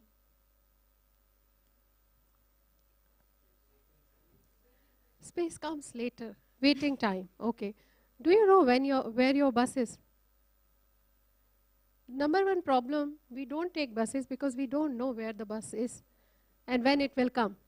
Number two problem. Another question. Do you have change in your purse? Very purse? happy with buses here. We're all users. Do you have change in your, like you have 2 rupees in your pocket or 5 rupees or 10 rupees note? Do you have? How many people have just raised their hands? Look at this. Just stand back and look at this. 3 people have cash in their pockets. So entire country has shifted on UPIs. Bus is the only industry where chutta chalta hai. Okay? Nobody wants to take cash, right? Third problem is you don't know whether the bus conductor or driver is well behaved or not. You don't want to hassle with them. These are the 3 problems Chalo is solving. We give you 98.6% accuracy in 15,000 buses in India in 48 cities that where your bus is. And then second thing we solve is that we tell you how crowded your bus is. So we provide you live passenger indicator. So entire 3,500 buses fleet in Bombay. If you go to Bombay, just download the Chalo app and then you will track all your buses. We track all EV buses, premium buses. So Chalo is one company which is solving end-to-end. Like we believe in integrated mobility, wherein we acquired a company called Shuttle. 2 years ago, then we acquired a 2-wheeler company called Vogo, and we are working on 2-wheeler e-bikes also in Bombay. We just got tender in Bombay for deploying 2,000 e-bikes. So the industry is, as everybody said, that broken industry, and you don't know where your bus is, and you have to carry change. So 2-3 things we are trying to solve across fleet. One is where your bus is. Second is we are digitizing entire bus. So we give you mobile passes, mobile cards. We are the only company who have made National Common Mobility Card successful on buses. So you can carry one card everywhere and it will be working anywhere in India. Third thing is, when you solve this, people are very, very happy to take up buses. And I can see, and people are, even if the kind of people who are traveling by buses, like, not like you and me, everyday basis, people like from a very different sector, they are also using digital model and mode of transportation, wherein in last 8 months we have seen a strange spike, like very, very good spike, 35% jump in digital transactions. So people are shifting on mobile passes, mobile cards. They are using mobile for all the payments inside the buses, which is across, even if it is EV, or it is, bikes, or it is normal bus, the public transport bus. But what you can solve this with data is you just can't get it wrong. You have to get it right. So we took like 3 years. My CTO has literally was standing on the bus stop and picking up the ETA by himself. And he solved it. And when you solve it, then people depend on you, right? Whether it is EV bus or the normal general city bus. Second thing is, when you give them solutions which are sustainable, modern, and hassle-free, it solves for everything. Third is the trained crew, conductors, drivers, and whoever is working. So for example, in Bombay, we are running more than 100% buses conductorless, which is we call tap in, tap out. So you go inside the bus, tap in your card, and tap out. And you don't have to deal with anyone. Clean buses, we make sure that wherever we are working, we just make sure that the OEMs or anybody, they have to have clean buses. And the entire sector change, what Vikash was speaking or Samir was speaking, is that when you talk about OEMs and operators, it's very important for them to come on board, and they get comfort, and so bus industry is making losses. We all know about it. So when you talk about pilferage in the buses, or and when you talk about EV AC buses, people are very happy. So we are running one stop to another stop premium buses in Bombay, which is like airport shuttle, or different BKC and Navi Mumbai, wherein people are traveling for work. They are literally leaving their cars, and there's a lot of buzz about that. Okay, I got the bus and I can travel by bus, and they are EV buses, and charging stations are provided by government. But I think the shift change is integrated, Meghna, wherein government, private, people like you, me, and government, all of us come together and make a robust model where people should be, so it's all consumer, right? No matter what you do, no matter how well you write the tender, but if it is not people friendly, if it is not friendly for people like us who really want to make an impact, if it is not friendly for people like them who are really minimizing the cost to make it successful, it is not going to work, whether it is EV or any bus module, which is what I think. Yeah. So really convincing people to first take that step towards public transport, and then making that experience so much better using an electric vehicle, and then, you know, driving that. Okay. Behavior change is easy. Like you put the EV vehicle. I don't think there's a shift change, maybe some ticketing size change. But if you see that people take Ola Uber these days, which is like 25-30 rupees per kilometer, then bikes, shared auto, shared rickshaw. Even bike costs 4 rupees per kilometer. Bus is the only industry, when you see the data, 1.5 rupees per kilometer. It's that cheap. Why would people not take it? Why would you and I will not take it if we are provided it is easily provided, and it's clean. We don't have to hassle. We just have to get in and get out. Fair enough. I think slightly thought-provoking, but before I close that off, we'll end on a slightly better note. But I do want maybe closing comments from everybody on the panel here. Is, of course, we've talked about the importance of data and the need for data to be very strong, for it to be utilized in the right way. I want to close off by asking you what you see as the main gap in mobility data, electric mobility data, data in the sort of sub-segment that you're working in, as the main gap in data, and what do you think needs to be done in the next few months, over the next few years, to really close that gap? I can start with you, Sameer, if that's okay. Yeah, sure. I think for us, the main gap is, I guess it's probably for everybody, is vehicle performance data. What I mean by that is life of the vehicle, range of the vehicle. Will it actually deliver on what the OEMs are committing? I think that's the main gap, and I think there's enough data today to say that actually vehicles are not fully delivering on what is being committed, especially on the range side. And that worries me, that if the range commitment is not being met, will the life commitment be met and the warranty commitment be met? So I think that's the largest gap. Got it. Archana, if I can come to you.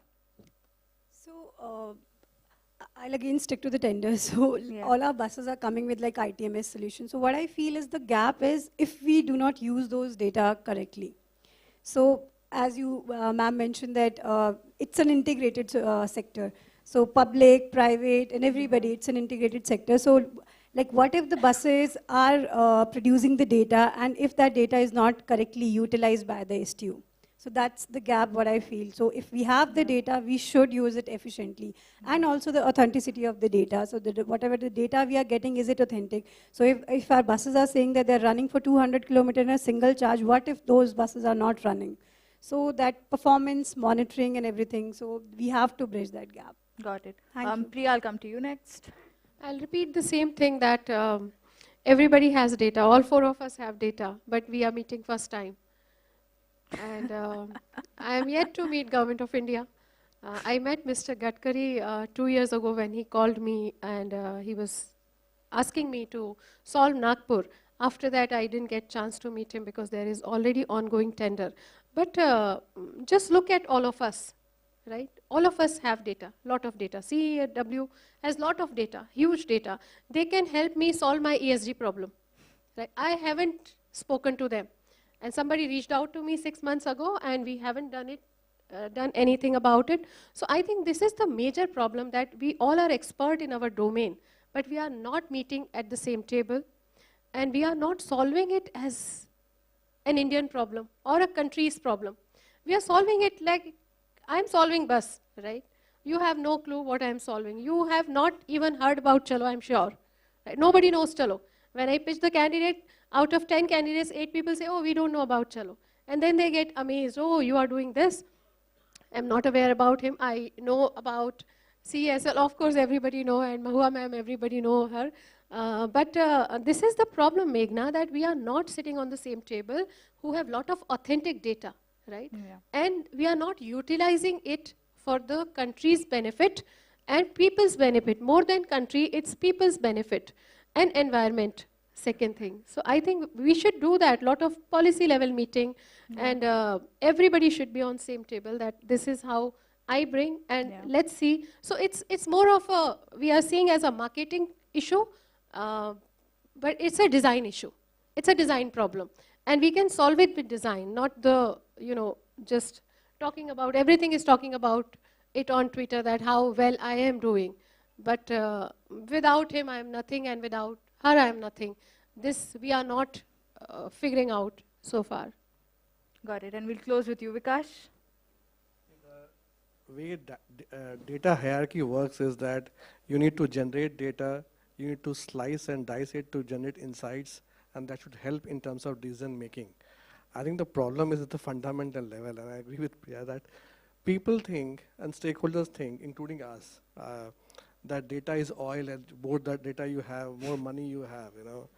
I think that's wrong. If you are not able to generate, to move to the second level, where you are generating a lot of insights that will help you in the decision making, unless that level happens, having a lot of data and only keeping to yourself, with the mindset of not sharing and having that as a competitive advantage, I think that's the biggest challenge. Fair enough. I think we're also slightly over time, and as I've been signaled to, so we will solve for your problem, Priya, and move over to a networking lunch where we can move out of our little silos and actually, discuss how to take this industry forward. But also thank you so much for coming this morning and being a part of this wonderful panel.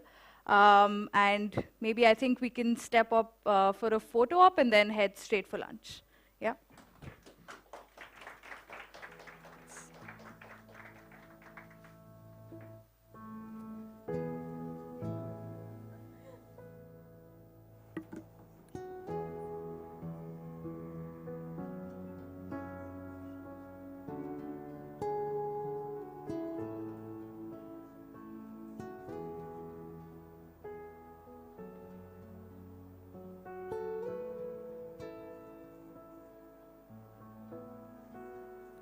Thank you once again to our esteemed panelists. So it's clear we need data. Post data, we need analysis. Post analysis, we need to meet. But right now, we need lunch. So before we disperse for lunch, I would like to apprise the audience that the most interesting segment for the day, the CXO debate, is scheduled for after lunch. We have a number of stakeholders in the EV sector. But who is the one who is currently leading and has the upper hand? Stay tuned to find out. We'll meet after lunch. And to see our, there's also an exhibition space. Please feel free to go in and visit there. And I would nudge all of you to meet back at 1:55 p.m. Thank you so much, and please enjoy your lunch. Thank you.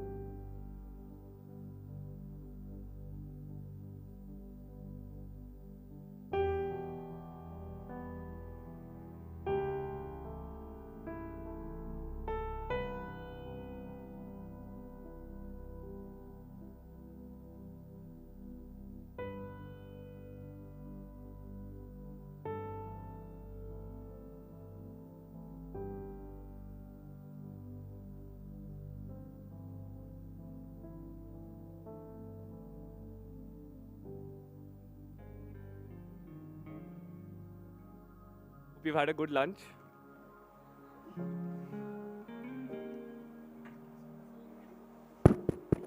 Check. Hello.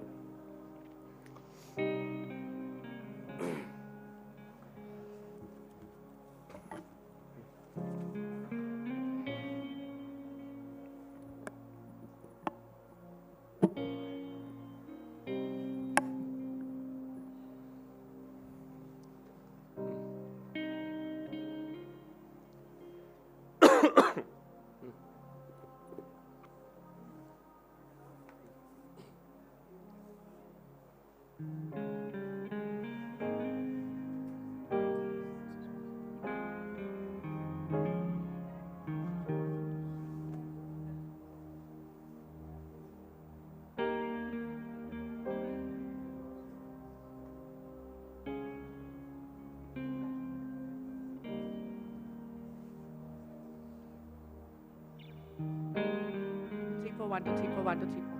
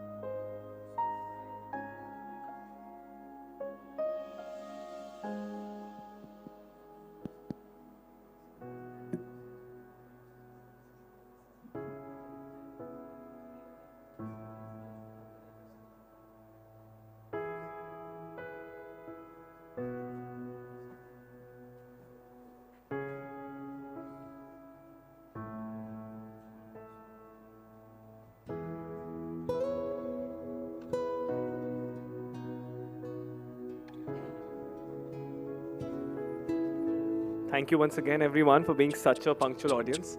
We're running a little behind schedule. We're still awaiting the arrival of a couple of our panelists for the debate. So we reserved the best for post-lunch session, so it'll take some effort to get there. So just bear with us another 10 minutes. Thank you.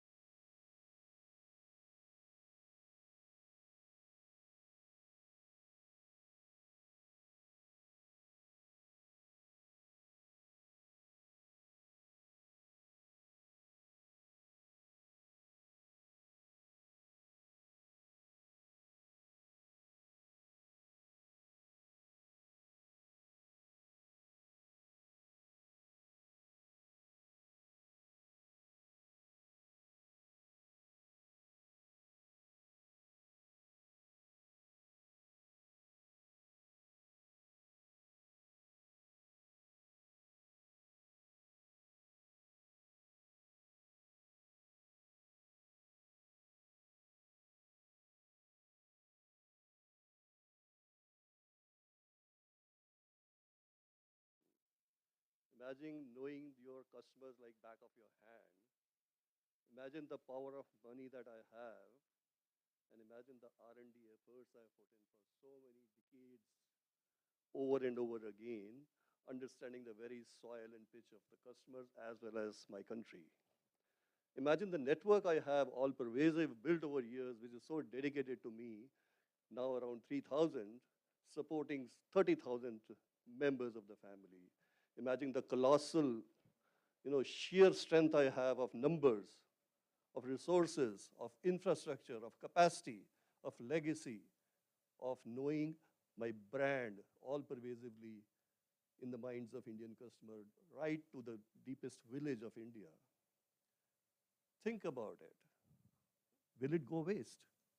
अरे ये कल के छोटे छोटे छोकरे, small timers, just startups, knowing nothing about the product, just borrowing technology from here and there, trying to aggregate a product out of nothing, and coming onto the road without much of testing, qualification, certification, etc., cutting corners, thinking that they'll make overnight dreams out of it. How can you? Yeah? How can you treat a product like an automobile product, like a small toy or something? Ultimately, it's a thing that has to work for 10 years at least, if not more, as Indian customer. It's not that foreigners who throw the things away in 3 years' time. So unless you have put in that might of what we have done in last so many years, unless you have the deep pockets to sustain through these down cycles and vagaries of the business on the road, unless you have a vision of making it so big that you are forgetting about what you are doing at present, making huge losses and doing it over and over again, and unless you have put in so much of blood and sweat into it, how can you just in 4, 5, 10 years make a dream out of it? Impossible. Then you are propping up yourself on a government support. Why? Government won't support you for long. Today, you are being subsidized by 40% of your cost by the government, and that's why you're touting about your demand. And that's why you're thinking that, we are giving a run for the money. 5% convertibility has already happened, 5% conversion from petrol, dirty fuel to this. 5 will become 7, 8, 9. And within that, there'll be so many people who get killed in the process because we are coming now. The incumbents are there on breathing down your neck. We know what is happening. We have been watching. We didn't want to, because we know when to time the market. We know when to come out with the product. The Indian customer psyche is very clear. Till the time he's very convinced about the product, which is doing very well, till the time he knows the legacy, the brand, and the proposition, and the experience, nothing will come, dear. Victories won't come overnight. So bear me out, dear friends, or dear my competitors. It's a thing which is short-lived for you. Enjoy the journey when it lasts. Thank you. Thank you so much. That was really, really impressive. The power of experience cannot be done away with, and that has come about very nicely. Now I will give the mic to Saurav. Saurav, what do you have to say for traditional players in the market? How do you support them? I think I agree with everything sir has said over here. I have been so far while building Euler, I think I've been hearing this question throughout my last 5 years. Every investor has come across and have asked us, you guys are doing this, OEM will eat you alive for XYZ reasons. I'll just tell you some of them what I have been listening over the last 4 years. In my experience, what I think OEM really knows best is being able to build at scale and being able to distribute. So that's I think their fundamental strength that any startup or organization that are being built over, let's just say 5 years, 10 years, will still grapple to understand. They have like, or we, if I'm supporting that motion, they would have these enormous factories which are being operated at scale. So you have the backward supply chain integrated, so your cost of manufacturing is really, really low. Your distribution, you have entered every parts and corners of India and globe. So your distribution is also at scale. You have built this over a period of 30, 40 years, decades, everybody knows your name, so that there is a big trust sort of deficit that is there if there is a new startup that comes along. And trust doesn't get built over a marketing campaign. It is not about those ATL ads or TV campaign. It takes time. People distill trust through product experience, dealership experience, post-sales experience, your after-sales value. So all of that takes time. You can't just build it overnight. Uh, Obviously, when it comes to finance, which is something that we were talking before, to do all of this at scale, you need enormous amount of balance sheet capital. You need capital to, whether for advertisement, you need it for your supply chain financing, distribution financing. All of that comes at a fairly, I would say, cheaper price when you are a very, very large company. So that gives I would say, a moat that only startups can think about. Even if there is no subsidy or subsidy, it does impact a bit, but they can sustain something for a while. So all of those, in fact, like becomes a big, I would say, moat when it comes to just the product distribution. The other thing that I also heard, and I would want to emphasize on that one, is the product validation and testing. Because they have seen their product journey across years, only some of it you could simulate in your engineering, let's just say short amount of validation that you do on computer, or the validation that we do on the roads. But what they have is this aging data. They have seen कि chassis अगर 10 साल चल रही है तो क्या होता है जब overloading, let's just say if somebody does in the remotest parts of the country for 5 years, 10 years, what happens? They know what, let's just say, rust can do. They know what humidity in coastal regions of India can do. All of that takes time to build that institutional knowledge, and being able to build, design your products for that so much of like distinctions that you have in the patterns of usage and the temperatures and duty cycle, that comes with time. It's not something that you can overnight design. You can design it for a specific use case, but if you're trying to solve it for scale, that takes time.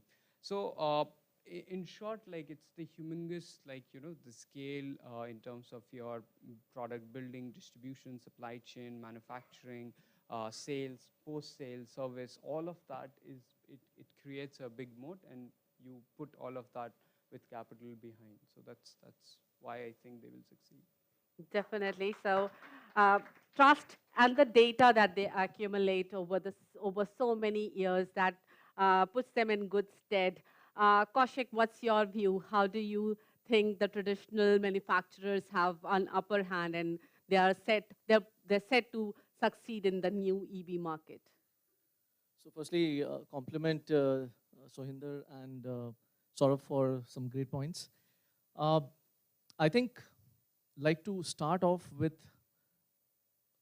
couple of points here around manufacturing prowess.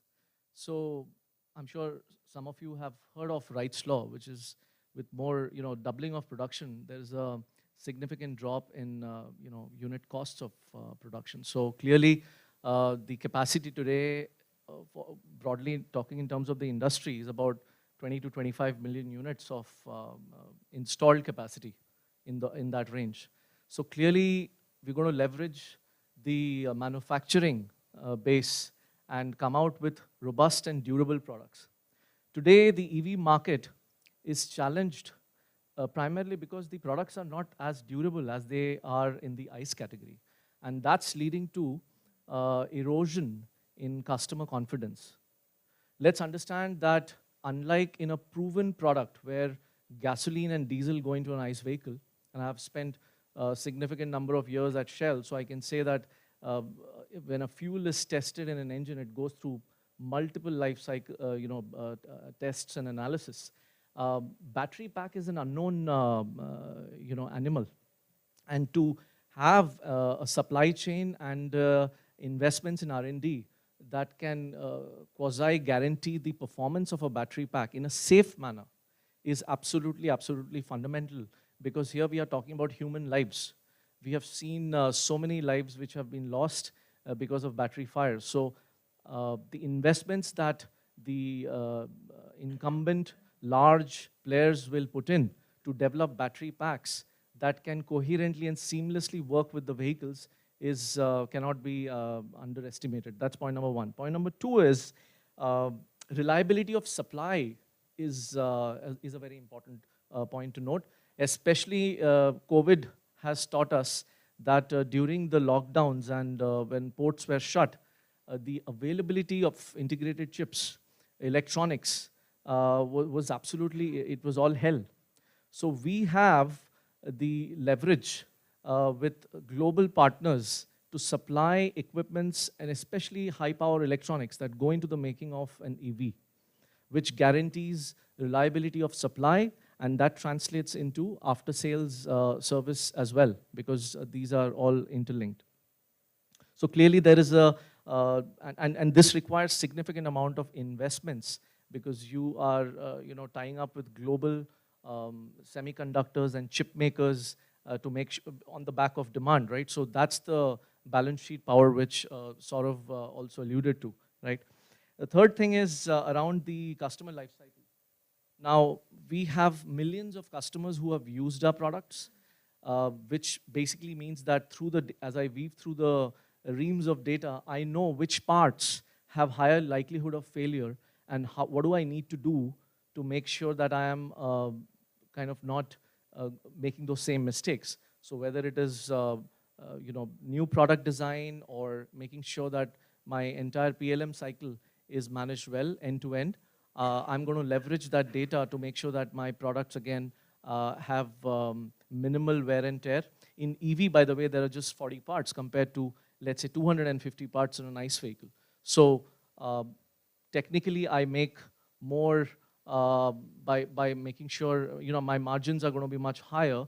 And at the end of the day, the last and most important point to note is I have to run a profitable network. And the young guys don't have that cash to install a network and then run that profitably. So I'm going to leverage my financial backing to do that. All right, so there are very, very, very good points in favor of traditional manufacturers, traditional OEMs, mainly being their experience, their ability, the data they have collected over the years, and the trust and the brand value that they have created over the years. Now, let's switch to the other side, and let's say the dream makers and the ideas generators will make it. So Hinder, what is your view on that? Do you think the EV revolution will be spearheaded by the dream makers? Let the sleeping dog lie. Let them snore and slumber. This is the time in which the startups and the EV guys are making it happen. So the others are just watching. Imagine a country like India where there is so much clear-cut ambition of the country of being what? Balance of payment to be favored from crude oil conservation or reduction of oil, and environment, dirty environment, air pollution. If these two noble objectives did not ring a bell in the minds of these so-called incumbents, when will they wake up? And when they had all the withdrawal to do it in time, do it when it was being asked to. I remember Mr. Gadkari's statement 4 years back when they said, you guys, like all the incumbents were sitting, if you guys don't do it, I'll bulldoze you. And still, nothing really happened. Why? It's so much dear. After making so much of money, you are still into the racket of keeping on making money or trying to protect your turf, not understanding where the winds are blowing, which way the global scene is happening. Imagine now what startups are doing. Startups like us, me, or anybody. Learning the hard way, fine, but shortcutting the cycle of learning.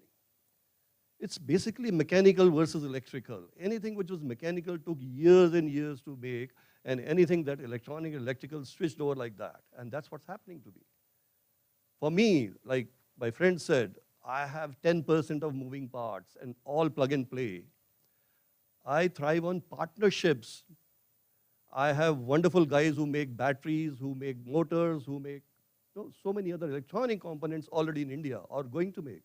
So I don't have to go through the curvaceous learning curve of doing it myself all the time, backward integration, closely tested myself. I don't want to have many IPs here. I want to make a product which is good for the consumer and make it so comfortable, so convenient, so economical. And today, just today morning, if you would have read, 1 million vehicles have already been supported by the government, and very soon you will see the 2 and 4 million. Imagine the acceleration in which it's passing. Why? Because customers have started liking the product, despite all the disadvantages and negatives of a startup or otherwise a slightly suboptimal quality of product. But very soon, coming out of this fire, coming out of these new standards, new things that are happening on the way, there'll be cleansing act. Yes, the tail will disappear perhaps, but startups, the people who are having that courage to dare and do it, they will give a run for money for the incumbent, surely. Why so? Now look at one by one the strengths, the network strength. My network is mostly exclusive. I sell only electric. So my people, my dealer knows just electric. He breathes electric. He lives electric. And he has an electronic workshop. And he doesn't make money out of service or maintenance for dog years like the incumbent does. When a dealer of the dirty fuel side is given a business of electric, he wants to shun it away. He says, oh, where is the service revenue? Now, how do I convince my customer whether to buy electric or non-electric? My own revenue will go down. I have spent 10 crores on my dealership. I have 40 people working under my arm. What will happen to them? No, I don't want networks. So the biggest strength, so-called, of incumbent of network is becoming the biggest weakness of the incumbents.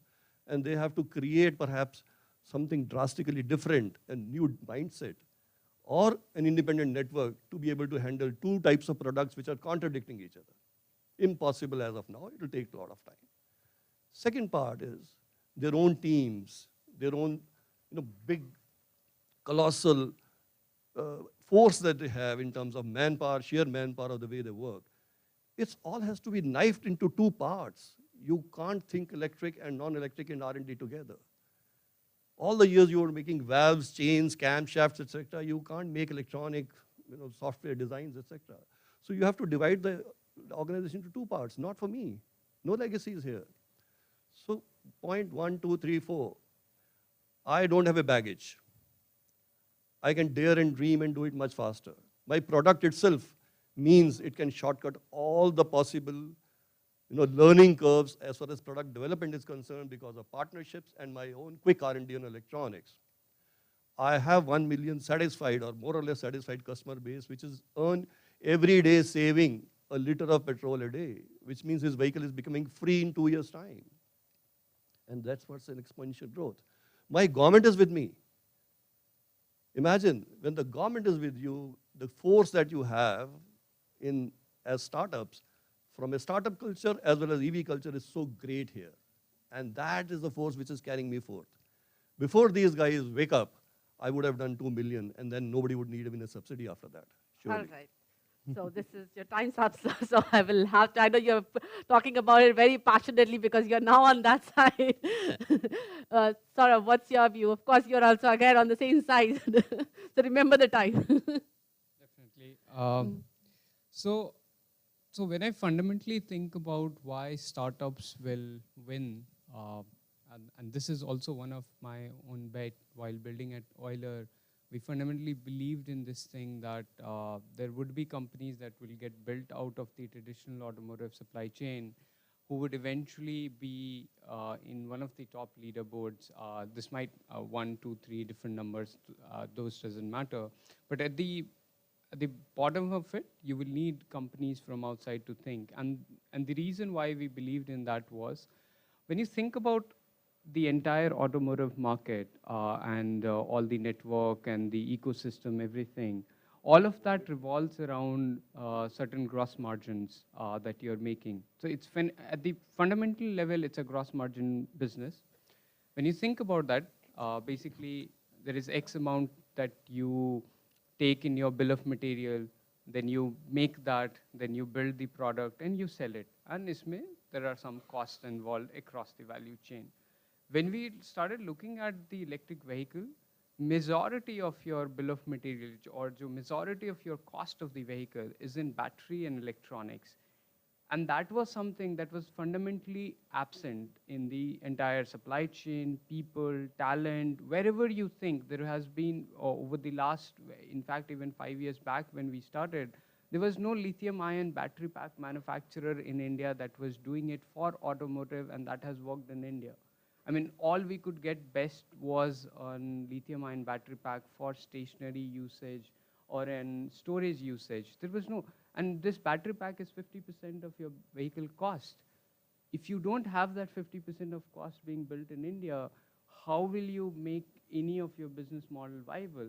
So you start thinking about building Paleto, developing talent. There were no talent also. All the talent that existed in India was doing lead acid batteries. I mean, most of the lithium ion talent was developed in US, Korea, and some of that in the last decade. And that took time, I mean, in some of these spaces. Your electronics, that is another your 20, 25%. All of the might that OEM talks about of their testing, validation, product, all of this, 80% of that is gone. I mean, 80% of is a new thing. Like they don't have knowledge about how battery will degrade over 5 years, how battery cooling is going to be required, how would you reduce the cost of batteries. They have not built cell supply chain, they have not built battery manufacturing. In electronics, they have not thought about backward manufacturing. When COVID hit, look at like everybody's number dwindled down. I mean, their supply chain could not take that. So as much as we say that I have enormous amount of capital, I have 400s and hundreds of suppliers supporting me, they were not producing thousands of vehicles. I mean, their own traditional vehicle sales had stopped. I mean, their delivery times has gone up, up, up. If you have so much of demand, why can't you produce? And it's not just for the India. If you look at the global market, everywhere. Talking about the fundamental thing, ab kiske liye bana rahe the? The customer. Their own preferences have changed in the last 10 years. They have gone digital. You say that India is a price-conscious market. I mean, I'm in the commercial vehicle and people will tell me, yeah, 3 lakh ki 2.5 lakh mein auto mil jati hai. 3 lakh is the price point where you should think about building the vehicle. I came to realize people are not price-conscious. They are value-conscious. You give them a 4 lakh pay 3-wheeler cargo, they will also buy that one. And they will buy even if Mahindras and Tatas and rest of the world are selling at a cheaper price. So that customer preference, which as an OEM, if you say that I know the best about my customer, that customer has also changed. Their own preference has, and if you look at globally as well, I mean, US may you have Teslas of the world, China may you have BYDs of the world. They were not there for 20 years, 30 years back. They all have come in the last 10 years and have become very, very big. So there is hope there, and there is definitely some very good inspirations to take from now. Kaushik, I will invite you to share your thoughts on this. I think fundamentally there's a lot of innovation that's happening in the new age kind of cluster of companies which are looking at transforming this 2- and 3-wheeler and 4-wheeler space. The business models are getting really exciting. There is, alluding to the point on digital, I think young India wants to do everything on mobile. So both for the B2B fleet segment as well as for the consumer segment, there is a lot of transactions that have shifted to mobile-based economy, including, it's a convergence of mobility with payments. And it's becoming even more seamless. So it's a subscription-based business model to generate significant amount of value. So as an OEM, I'm no more restricted to just making vehicles. I'm actually going downstream, touching on the lives of customers and kind of having a far more robust customer lifetime value. So I think business model changes are driving profitable growth for the new age segments who do not have the baggage, right? So they've been able to decouple much more faster. They've been able to spin out interesting payment models from customers. What is added tailwind to this is government policy, not just in terms of pure incentives, but also in terms of how the new urban cities need to be sort of redesigned. And as a result of that, there is a lot of emphasis on sharing based models as opposed to owning the vehicles. So what that means is sharing is a lot, it's like a compounder. There's a compounding effect because you're sharing, you're also using it for both across multi-purpose usages, and I'm able to bundle plenty of new revenue streams together as a part of that kind of sharing economy. I also think that the new age sector has a lot of IP in both batteries as well as in whether it's designing of controllers and sort of having this as more as an IP story, so I'm able to attract incremental capital on the basis of that IP. And the world is actually flush with funds, so it really depends on how I position my technology, and is my technology scalable, safe, and sustainable. And most importantly, my segment focus is also kind of, I have flexibility, so I have the support of almost all the large companies, right from Amazon to Flipkarts to the Zomatos of the world, who have an ESG mandate. So there is a lot of emphasis that's coming from companies, and that gives me certainty of demand. And with that certainty of demand, I'm able to leverage the supply chain costs. So kind of I'm able to drive value through the chain, from upstream all the way to downstream. So yeah, making money out of this new business model. All right. So I'm sorry, Shohinder sir, I stopped you in between because of the timer issue. But the question now I have for you is, and I'm going to ask questions for both sides. My first question is, do you really think OEMs are sleeping?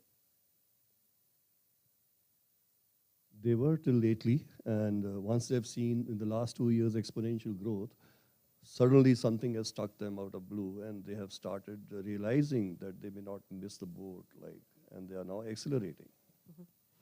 But do you think there are some of them, especially in the four-wheeler space, do you think they are waiting on the sidelines to actually experience and benefit from the experience of the new age startups? It's risky. It's a double-edged sword. If you dwell on the experience of others, you also are not able to get the entirety of experience. The softness of experience is missing. See, these days, everything is copyable, but the minds and experiences not copyable. So the genes will not be transferred by that point. So certainly, one has to wet his hands, go into the pond to understand how hot or cold the water is. But I believe that in the cars, there is another problem here. First is absence of government support on the personal car side. Second is not so much of an infrastructure support in terms of charging, which is again from customer point of view is slightly drawing people away from the cars as of now, except the small distance car. So once these two things are taken care of in times to come, 1 or 2 years, we will see a big change happening like in two-wheelers, also in the cars. Kaushik, what do you think? There are lots of, the biggest thing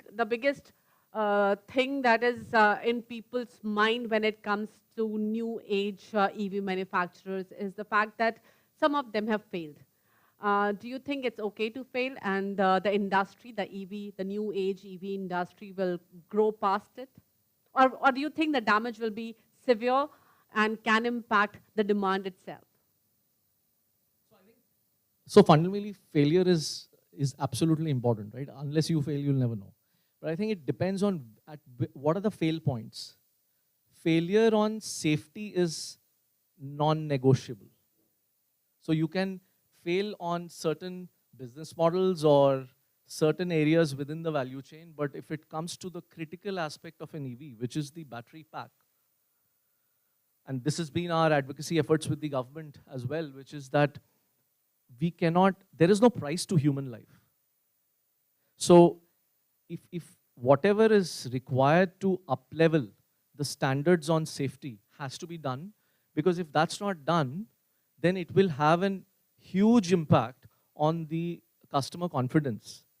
And that kind of translates into uncertainty in the minds of investors across, whether it's venture capital or institutional funds or banks and financiers that will have a significant systemic risk. So the battery safety, in my view, just to synthesize, that is non-negotiable, safety around that. Yeah.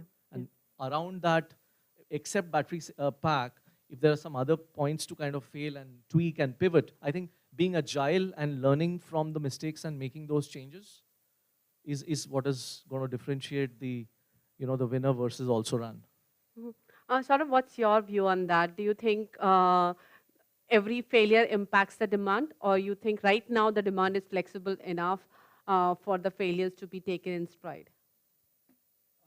So I'll agree here that here fundamentally you can't make unsafe vehicles, right? I mean, so but that's the ideal situation, right? Yes, That's something that you start with. But we have seen some failures in the market, and we have seen safety being compromised.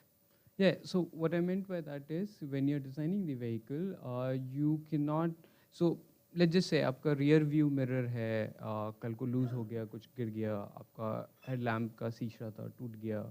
Let's just say, I'm not saying that those are okay, but those are still livable issues. You can get that fixed at the next service center. But battery pack catching fire, you can't like take. So for instance, at Euler, we took 4 years to even launch a product, and 4 years we built almost 400 vehicles. We ran it for a few million miles kilometer before we even put one product out. And once we started selling, we also saw a lot of issues. I'm not denying that we didn't had our fair share of issues. We have, and we have been sort of as an organization, as since we are super close, we iterate and we fix them at a very, very fast rate as well. Hence, you need a lot of rethinking in terms of how you're addressing some of these issues, how you're capturing that data, and how close you are with the customer. And you have to think through all of your supply chain to selling to the customer and how you're talking to them, collecting data, feedback, and working on them. So in terms of, I would say, it is not okay, to be honest, like if I really say, but I mean, on some of the safety related stuff. And having said that, I have also seen, and this is something like I had seen for BMWs and some of them as well in the global market. And now I have seen here as well, when Tesla used to catch a lot of fires in the early days, there were a lot of talks about it as well back then. And I think, and somebody had pointed about that even ice after so much of time does catch fire. It's just that on a smaller base, it looks very, very high, and on a larger base, some of that can be, I mean, it happens in terms of your ice as well. So it is not good to have. I think you need to have better standards, but without mistakes, I would say your standards also doesn't improve. Like if you look at the battery standard over the last 6 to 10 months, that has become better and better as respect to the battery standard that you have 2-4 years back.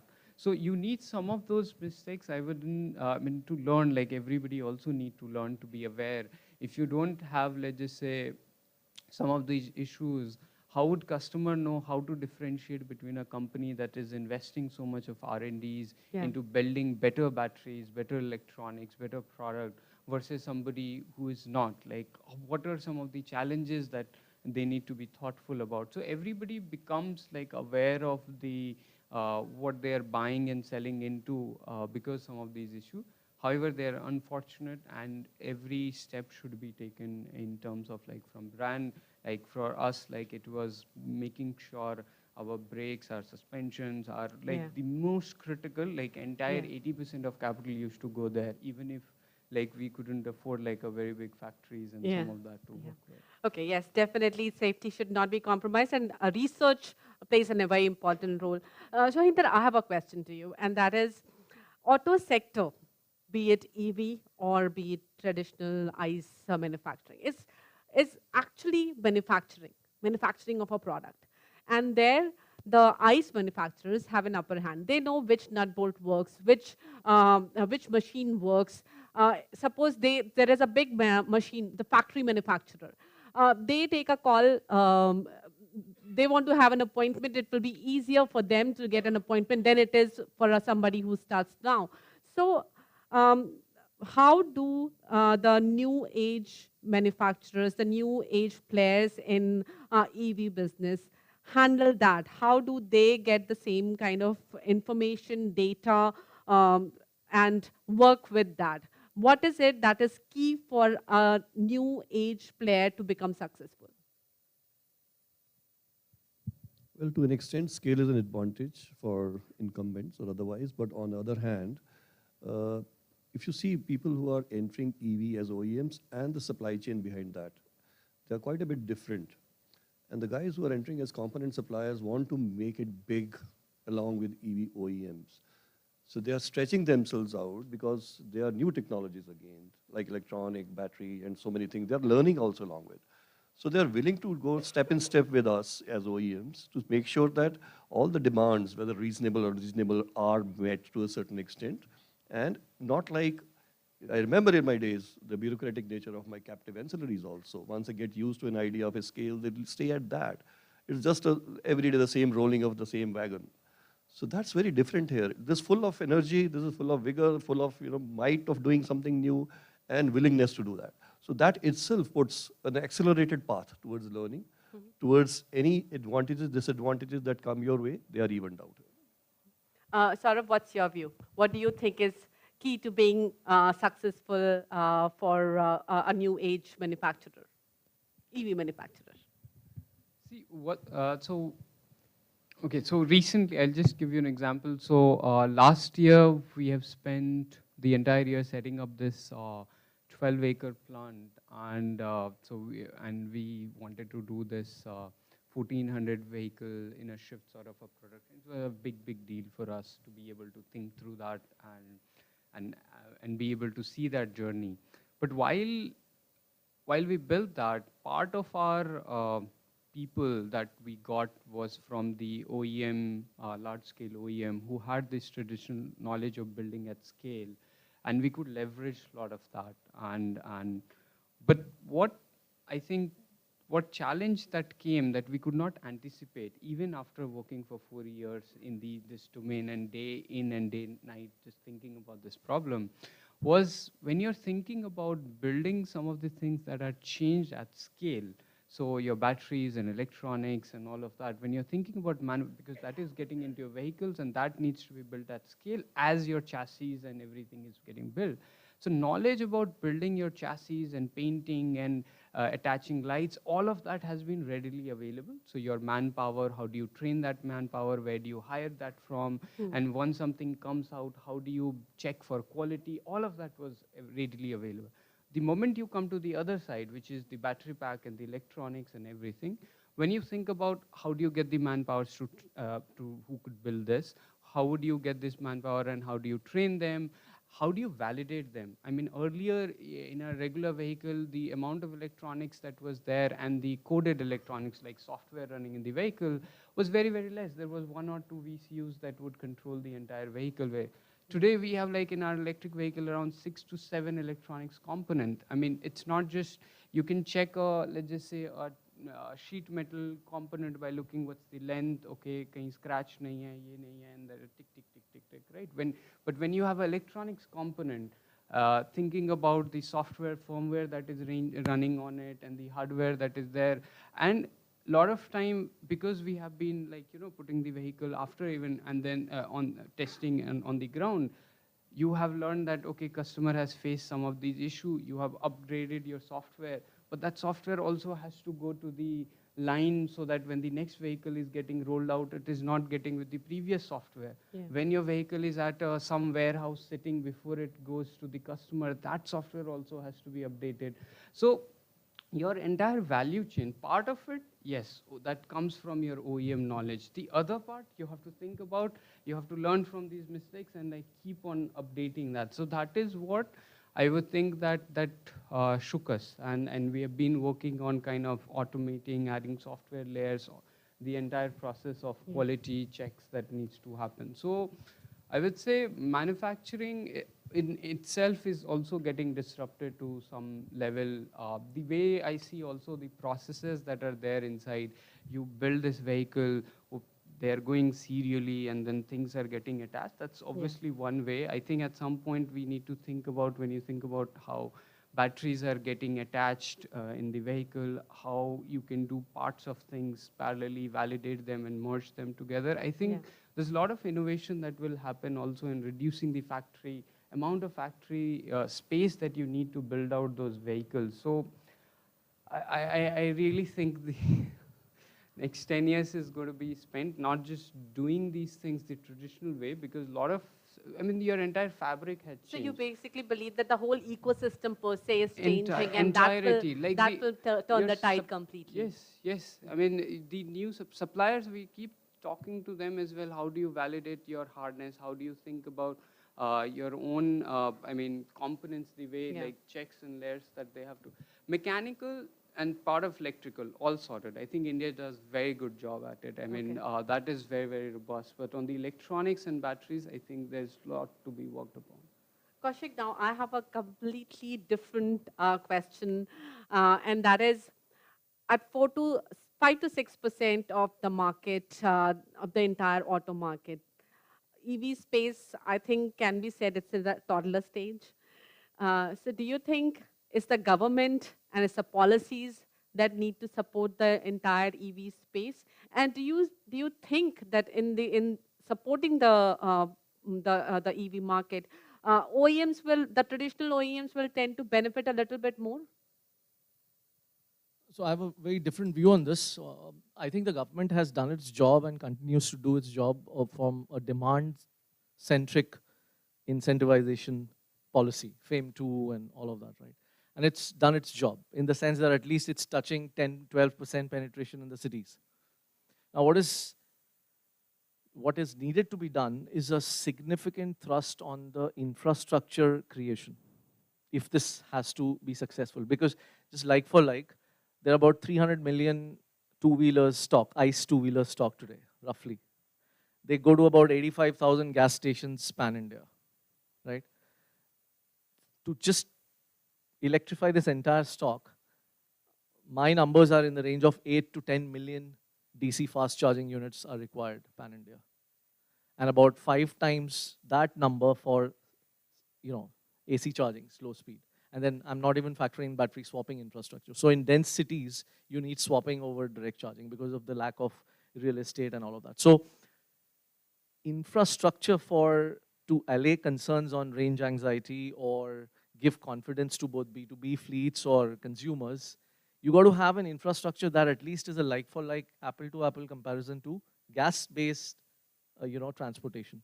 So the emphasis the next 5, 10 years, and government has only this amount of budget. So there has to be a kind of public-private collaboration. There has to be infra funds, green bonds, etc., to come into the supply side now, infrastructure supply side, if we were to see this to a 30 to 50% adoption over the next, let's say, a decade.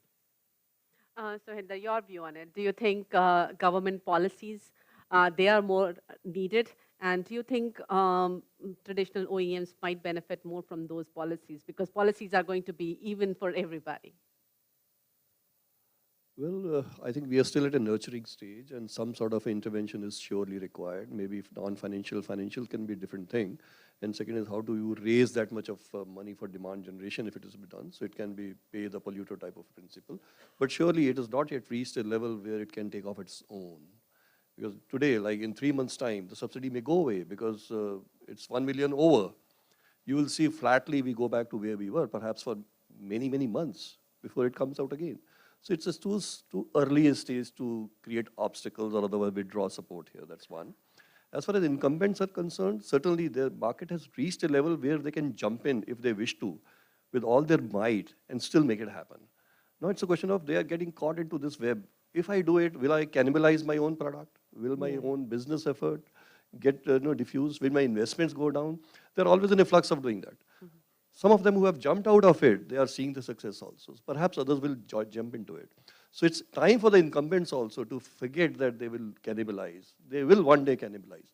The sooner the better. They should jump in so that it becomes a larger force. There are then obviously, when you have supply chain around that larger force, even that gets robust. And even the population of the vehicle. Today it is 1.4 million only two-wheelers, for example, on the road, category-wise. There could be much more if there are incumbents there. So in association, what we keep saying is we welcome incumbents now. This is the time, you have been sleeping for 6 years, now jump into it, come make it a play. So that there is some sort of a consolidation that happens, because everybody doesn't need to be on the startup side also to be in the OEM business also. They'll have some play in the supply chain somewhere then, either technology or otherwise. Together we would make it happen. So could be there are 4 or 5 only large players in the incumbent side, on two-wheeler side. Ultimately on the e-two-wheeler side, there could be 8 or 9. They will survive. Rest of it will be part of a simulated consolidation drive. If it happens, I'm very sure in 2 to 3 years' time, we would reach the 10%, 20% conversion level, which is the starting point for going forever into an exponential growth without any of the support of the government. But we are too far away from that yet. One last question that Kaushik had pointed out, which is the focus now needs to be, from the government side, needs to be on infrastructure. Yes, surely so, because, but whether government or not, the infrastructure must be in place, 2 points of view. One is just from alleviating range anxiety and opportunity charging for most of the vehicles. But for cars, certainly a robust infrastructure required, which is a far cry, which will take time. But for two-wheeler, three-wheelers, perhaps there are solutions which have been sought in terms of swapping, for example. And which is an easier solution, and it is easily doable also. So I would say a mix of low-cost infrastructure through even owners like OEMs or category level infrastructure backed up by government at a DC level or a high rapid charging infrastructure can make the tricks in some of the cities. It can't be over the country there. But it's not a 90% type of an obstacle. It is somewhere that 40, 50% type of an obstacle where if it happens, things will go fast. If it doesn't happen, there'll be workarounds that. All right, all right. I'll quickly open the floor for questions. If you have a question, please raise your hand and you'll get a mic.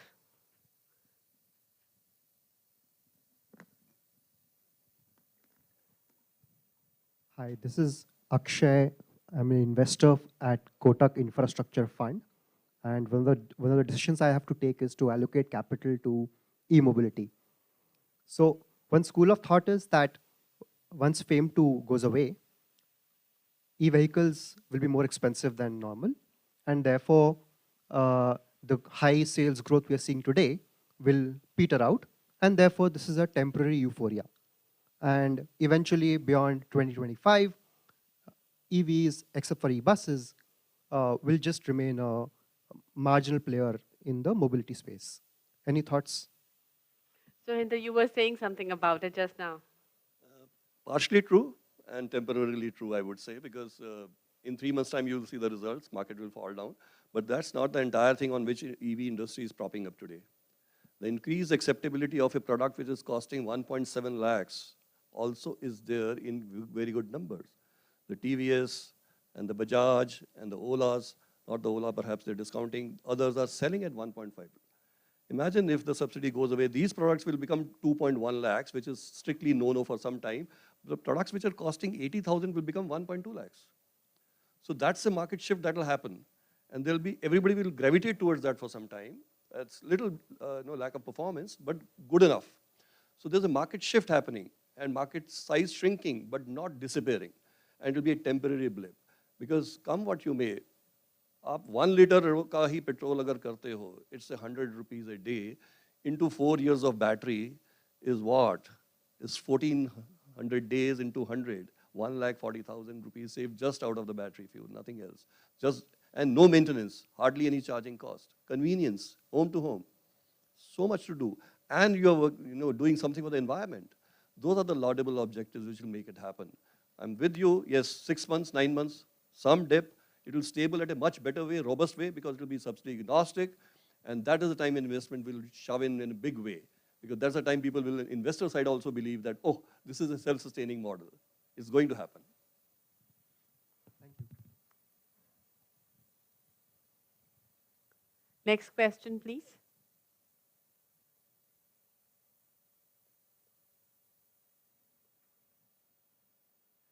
All right, since there's no other question, that's great. I think everybody has got their answers from all the discussion that we had. We covered both the sides pretty well. I thank you, Kaushik, I thank you, Saurav, and thank you so much, Mr. Gill, for taking time out and joining us and having this very insightful discussion. Thanks a lot.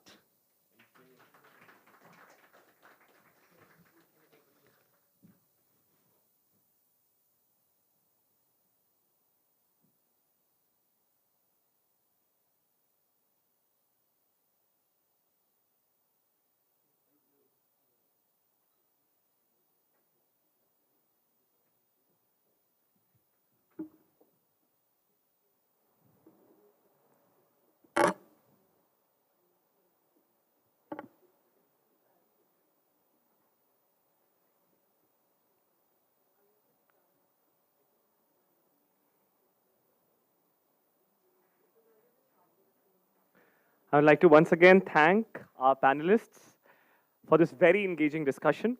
We now move to the last panel for the day, titled Achieving India's USD 206 billion EV market opportunity.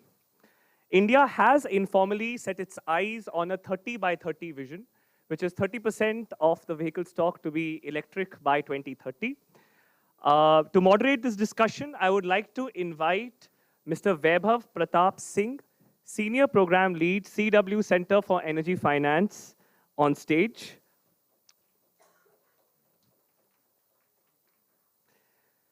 Joining us as our esteemed panelists are Ms. Vasudha Madhavan, Founder, Ostara, and Mr. Rohan Rao, Partner, KPMG.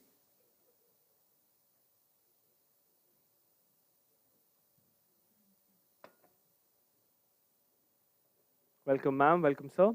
Thank you for joining.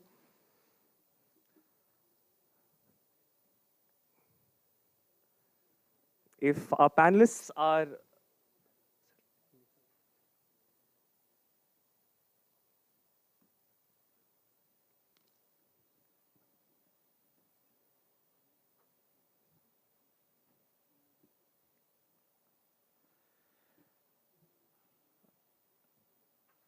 with our panelists now settled, there's a small unsettling message that I'd like to sort of pass across, that for the comfort of our panelists, that I just want to flag it to both of you, that Vaibhav has this art of asking some very witty questions very seriously. So please don't judge, go by his straight face. That can be very misleading at times. But jokes apart, Vaibhav, I pass the panelists over to you for the moderated discussion. Thanks, I guess. Thanks for scaring the panelists already. And these were our drive-back conversations. So maybe with this, I can also introduce the two panelists over here. Unfortunately, Gautam and Raghav had to drop off because of different reasons. So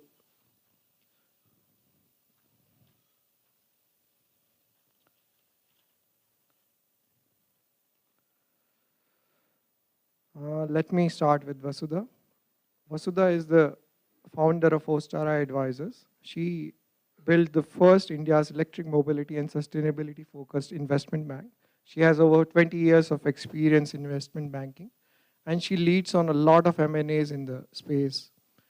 So you know who to connect with if you are an EV startup and you are looking to raise money in the room. And secondly, here we have Rohan, who is also more than 20 years of experience in strategy development, transformation, and due diligence. He, in India, in UK, and APAC, he heads the EV sector for KPMG in India and is a part of global mobility practice for KPMG. He has worked across all who's and who of OEMs, fleet operators, battery manufacturers, charging manufacturers, charge infrastructure operators, auto component manufacturers, and EV financing. So a lot of questions that we were going to ask the other panelists. Maybe I can make Rohan and Vasudha uncomfortable with those two. So we had been hearing out the OEMs in the market out here, and we had received a lot of queries regarding the infrastructure buildup that would be required out there, especially around the charging infrastructure.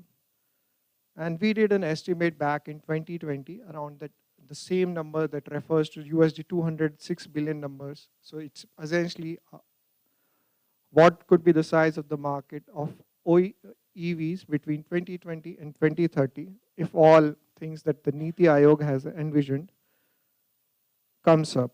And along with it, the number as per our analysis showed that India would need somewhere around 3 million chargers that would need to be put out there. And a business opportunity of where you would be having a capex of another $3 billion.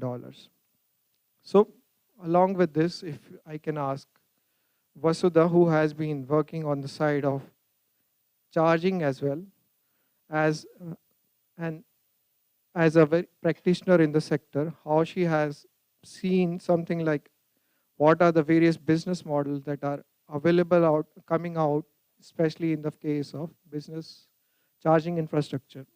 If you, yes.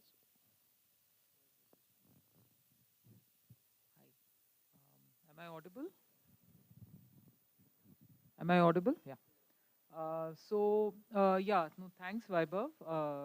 See, the charging infrastructure, and as Mr. Kant also referred to it this morning, right, that we need a very quick rollout of lakhs, if not millions of chargers, rapid chargers, fast chargers across our cities to be able to really accelerate this adoption and to keep it going.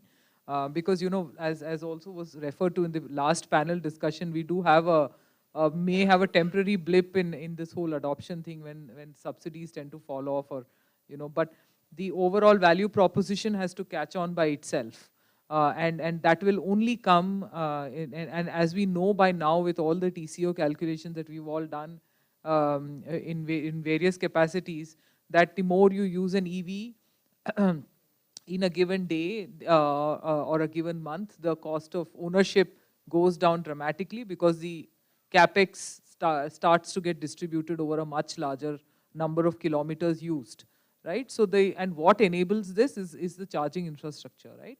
So in India, and which is predominantly a two-wheeler and three-wheeler country, and with the other side being buses and trucks, I think two fundamentally different kinds of charging charging models are being explored, and in fact and are being put in place. In two-wheelers, I guess a lot of it ends up being home charging, or you know, public charging is mostly for top-ups, and which works well. Home charging or destination charging, which could, I mean, or in office charging basically, which is where the vehicles are lying for 60, 70, 80% of the time that they are not being driven or ridden. And that works just fine. We do not need to set up a very large charging infrastructure, keeping those vehicles in mind, just from a pure public charging perspective. While in the four-wheeler space, and even in the bus, for the bus industry, for a lot of mass transit to happen, you will need a lot of public charging. And so that the models again have been either so far have been so captive by the bus operators. The ones that are running the buses have all of the data about the routes, the kind of load, the kind of timings that the stoppages have, etc. All of that put together, and all told, a handshake also between the energy availability at those bus depots have probably the best place to set up those charging infrastructure. And that's what's happening today. The third model is in the case of three-wheelers that we see, which is where the charging infrastructure is getting set up at the hubs, or at the logistics hubs, or at these places where these vehicles are going for reloading, right? Or they're coming back to base and taking a break or something like that. So again, those are hub-based charging. So those are semi-public, not fully public, but they are being used by a variety of transporters that come to those. So you have at one end really personal or home charging, which is individual to you, or you have in apartments, which a personal mobility will be able to access. Then you have buses, which are really depot-based or a part of the network. And third, you have on the logistics side in the three-wheelers, you have in hubs and warehouses or wherever the three-wheelers are getting loaded up. Those logistics hubs those are the three models.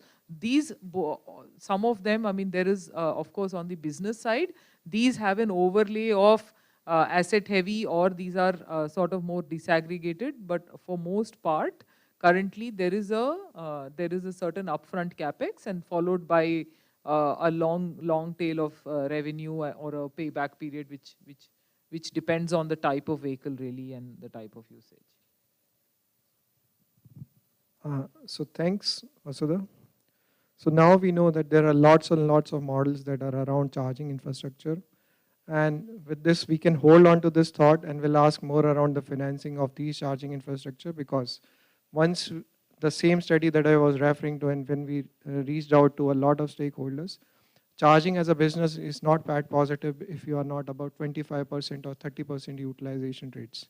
So how the financing could be enabled for those, but maybe before I move into this, this section of discussion, let me rope in Rohan out here and ask him a question that was also highlighted in the last discussion around the role of EV players. So my question to you, Rohan, is, on the one hand, the number of components that go into an EV is far fewer than ICE EVs.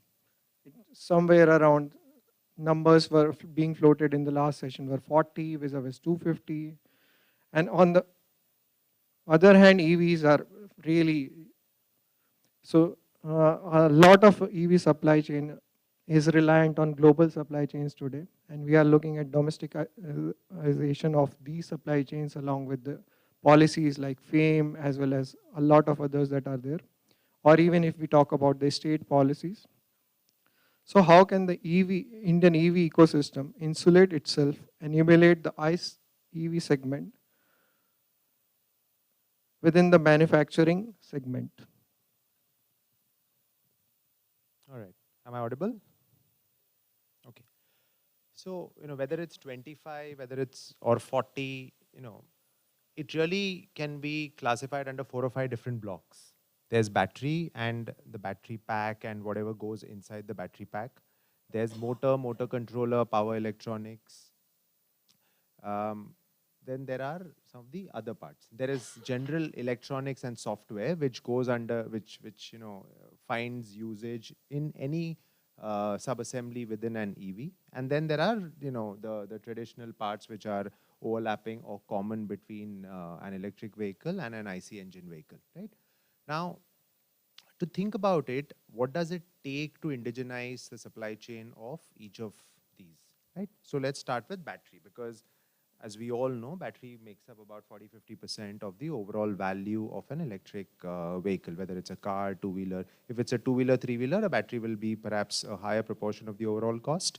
If it's an electric car, the battery and battery pack will be a lower proportion of the overall cost. But broadly, it's in that range.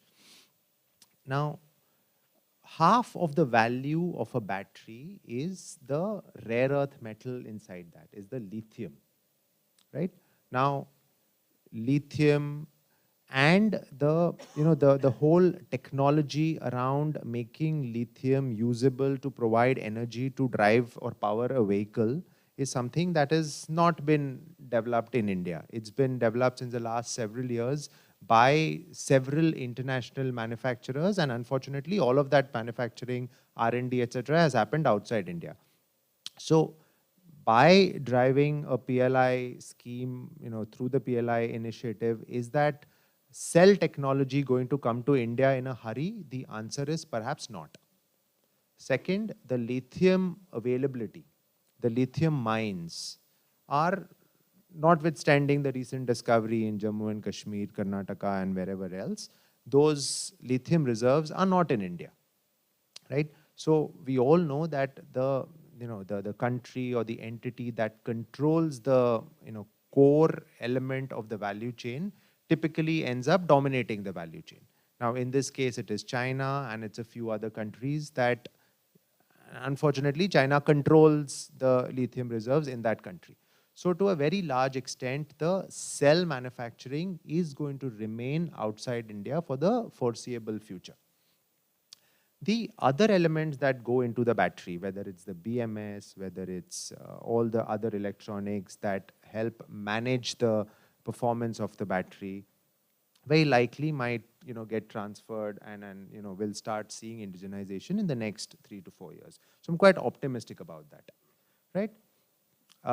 We come to motors. Now, really, there are 2 or 3 types of dominant motors. Two-wheelers are all BLDCs, brushless DC motors. And there are Indian companies who are operating in that space, Indian startups who are operating in that space. Four-wheelers run on PMSM motors. Again, combination of Indian companies, international companies operating in India are in the business of making PMSM motors, and eventually they will start manufacturing that in India. But coming to the question of value add in India, see the rare earth that the magnets that go into the motors are again not available in India, right? So to the extent, to answer your question on whether the value addition will happen in India or not, the value of the rare earth to the overall value of the motor is very high. So again, what is the element of value addition that happens in India will be again 50-50. But there are alternative technologies. There is an SRM motor, which a lot of companies are working towards, and this is again startups and joint ventures of OEMs and some of the large auto component players, both Indian and international, who are working on SRM technology. And this works both for two-wheelers and for passenger cars. So SRM motors is something which very likely will see a lot of indigenization in India, right? Then there is e-axles, which will tomorrow power commercial vehicles, both light and MHCVs. So there is a lot of work that's happening on e-axles in India. So very likely that in the next 2 or 3 years, when commercial vehicles will start seeing traction, that will again, one will be able to see a lot of high proportion of localized components of e-axles. Now, again, India has been a very strong hub as far as electronics and the whole development is concerned. But unfortunately, a lot of that development is controlled and influenced from outside India.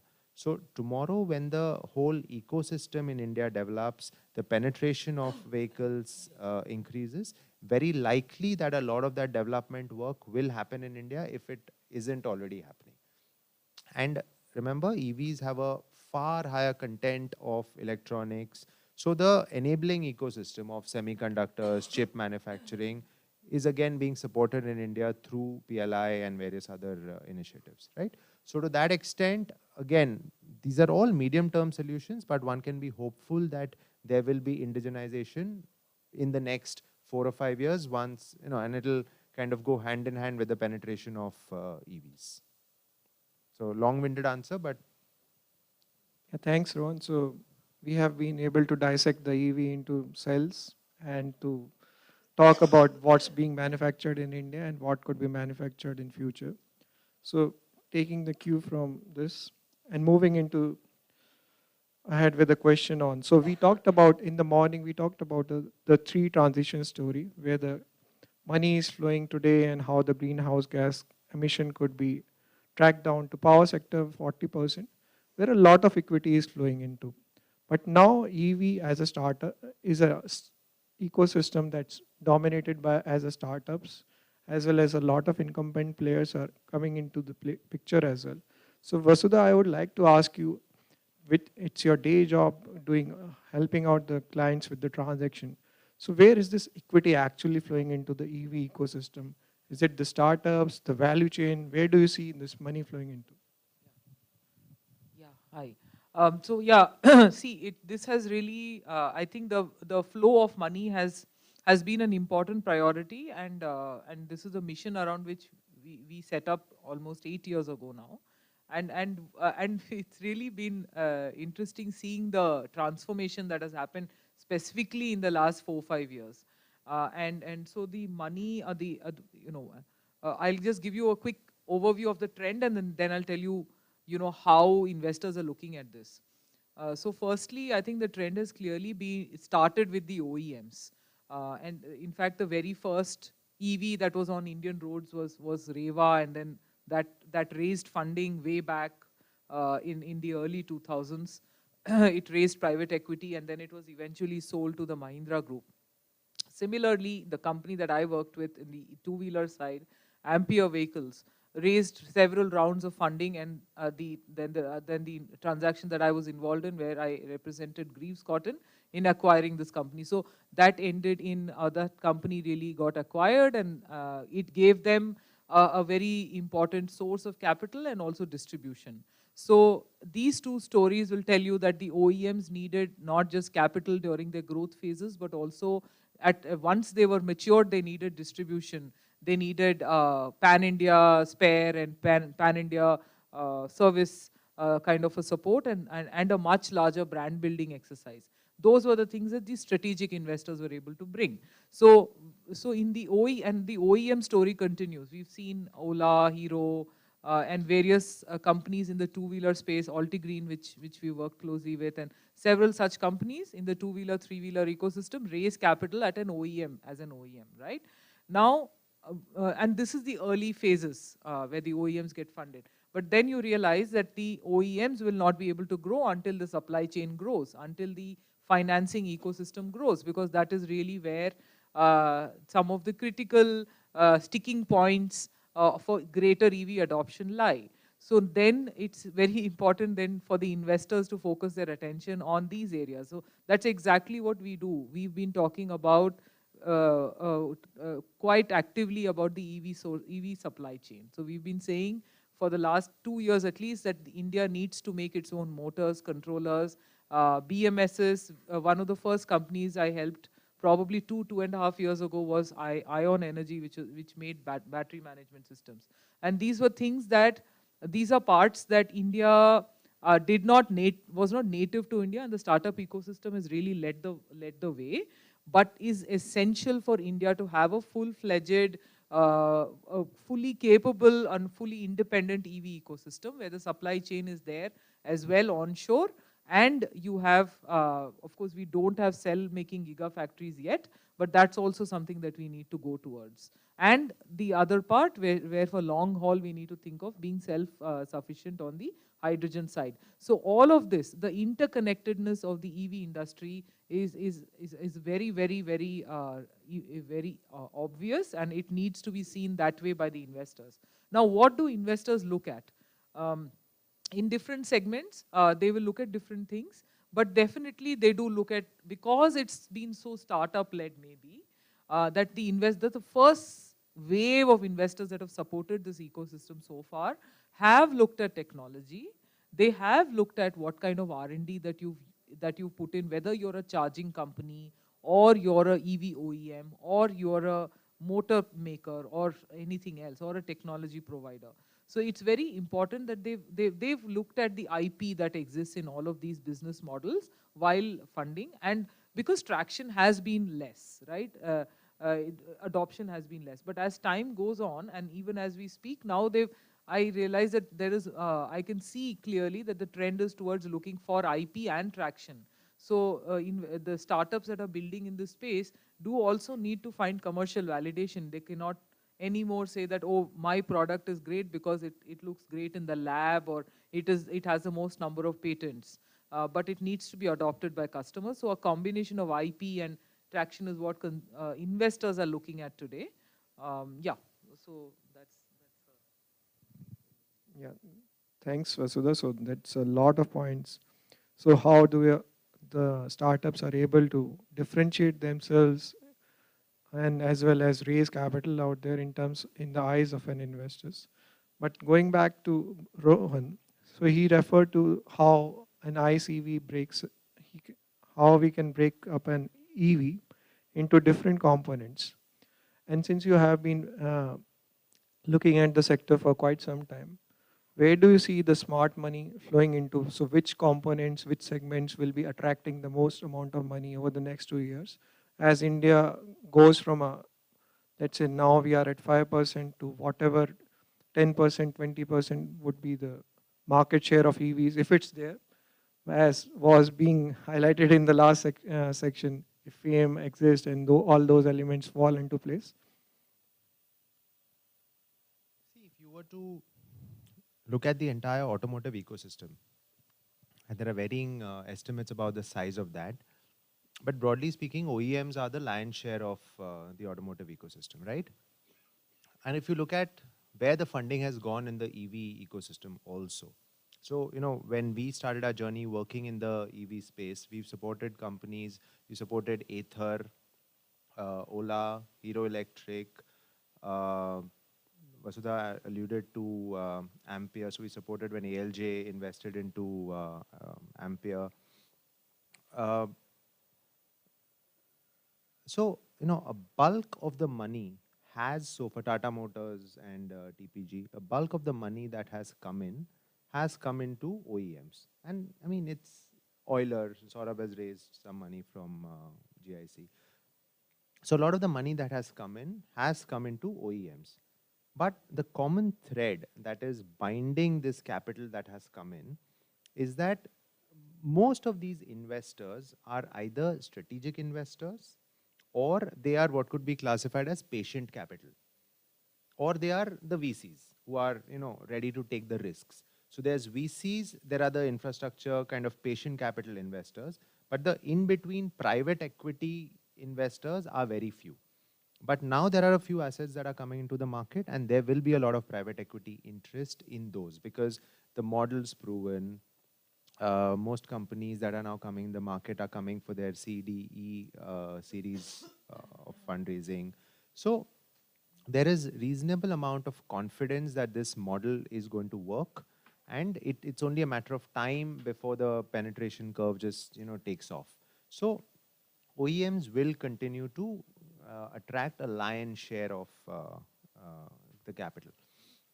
Now, what has hampered the flow of the penetration of EVs? One is obviously the cost, and then that too the sticker shock, the upfront price difference. Second is range anxiety, and third is the concerns around the vehicle performance, right? Now, to address range anxiety, we need two things. One is vehicles which fundamentally travel more per charge, so a greater range, and second, a more denser charging infrastructure. So, in my opinion, charging is a need of the hour, and that too more DC charging than AC charging. See, we all know that AC charging is going to be the core of where EVs get charged. But AC charging as a business model is not going to make money for the operator. So AC charging will be at home, will be in office, or will be at a destination which is kind of captive to the vehicle. So it can be at the garage or where the fleet goes to rest at night. So Vasudha mentioned a bus depot. It can be where the auto fleet or the taxi fleet rests at night. So that's where the AC chargers will be. But these DC chargers are critical, for a top up. So if you're driving from Delhi to Jaipur, and if you want a quick top up in 15-20 minutes, you will need a DC charger, not an AC charger.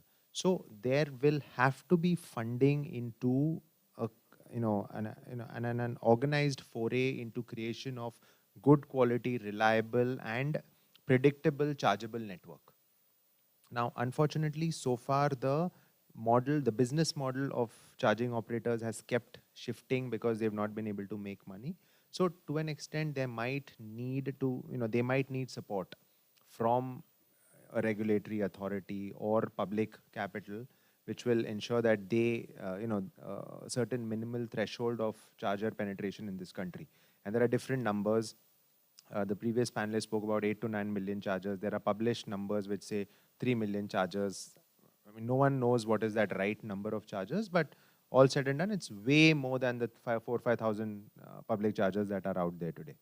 Right? So charging is an area where one needs capital to flow into.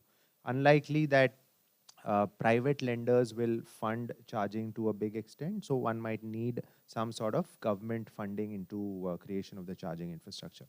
The third is around the auto component space. So dedicated investments into creating a localized supply chain of EV components. And we are seeing a lot of interest in that space. Again, we worked on the Maxwell acquisition by Endurance.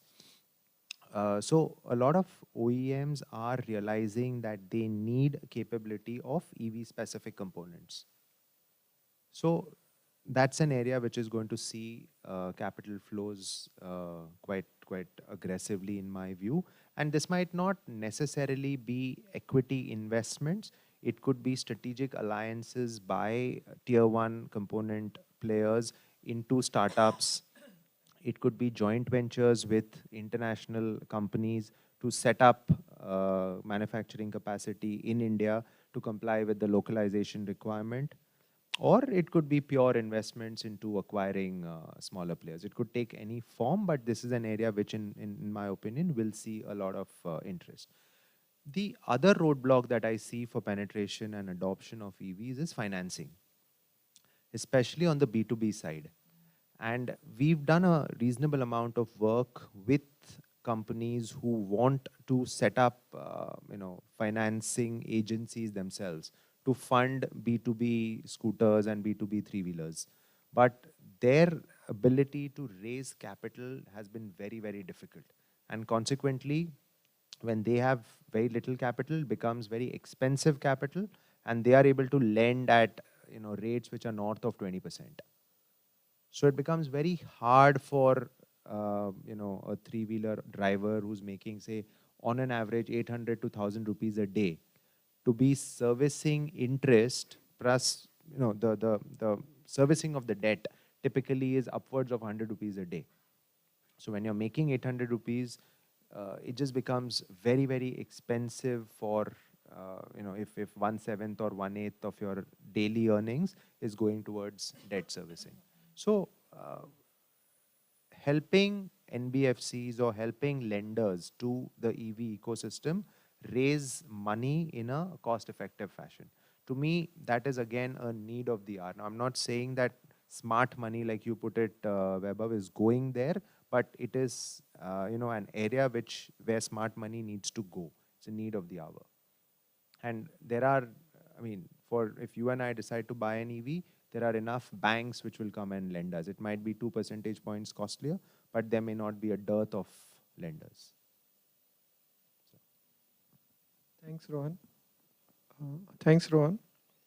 So with this, we have covered a lot of aspects around EV, supply chain, financing beat. So here we also discussed a few challenges out there.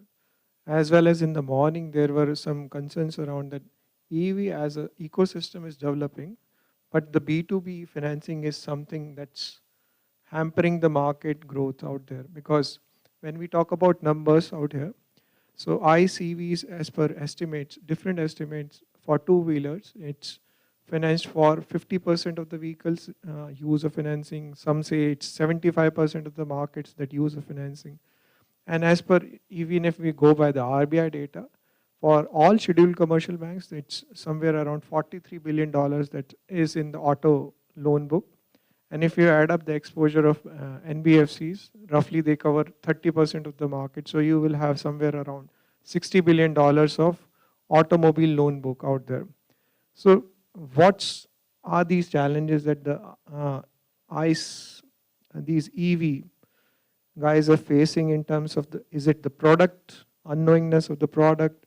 Is it the lack of secondary market? Or it's simply that it's such a new thing that the lenders need some time to come into the foray. So Vasudha, Rohan, both of you can, if you can just shed some light on this question.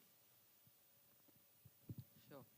Yeah, so indeed EV financing is a key challenge.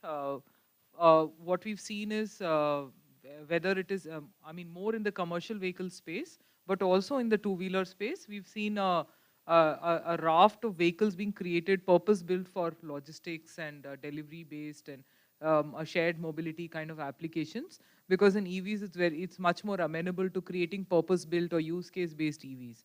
And these, most of them rely really on, most of the startups rely heavily on B2B order books. Because the B2C challenge is entirely different. I'll cover that also briefly. But in the B2B side is really where the EV ecosystem has started. The larger market, of course, remains in the B2C side, but the first wave of the EV adoption has definitely begun on the B2B side. Now, when it comes to solving the financing challenge, right? You are really, to my mind, you're really relying on the revenue streams that will occur out of the EV to finance that, to take a financing decision. I mean, there are various perspectives.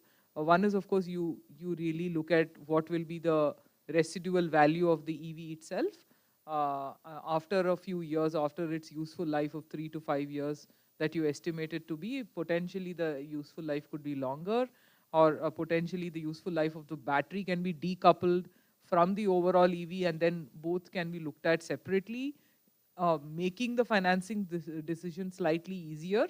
Both models are available or applicable. But for sure, in terms of making a B2B financing decision, you are going by the revenue generation by the EV, and you are going by the residual value, and both, and in a case that you're lending actually to the corporate borrower, where let it be a small EV fleet owner or a logistics or a mobility company, then you have other factors and considerations about the credit worthiness of the company itself.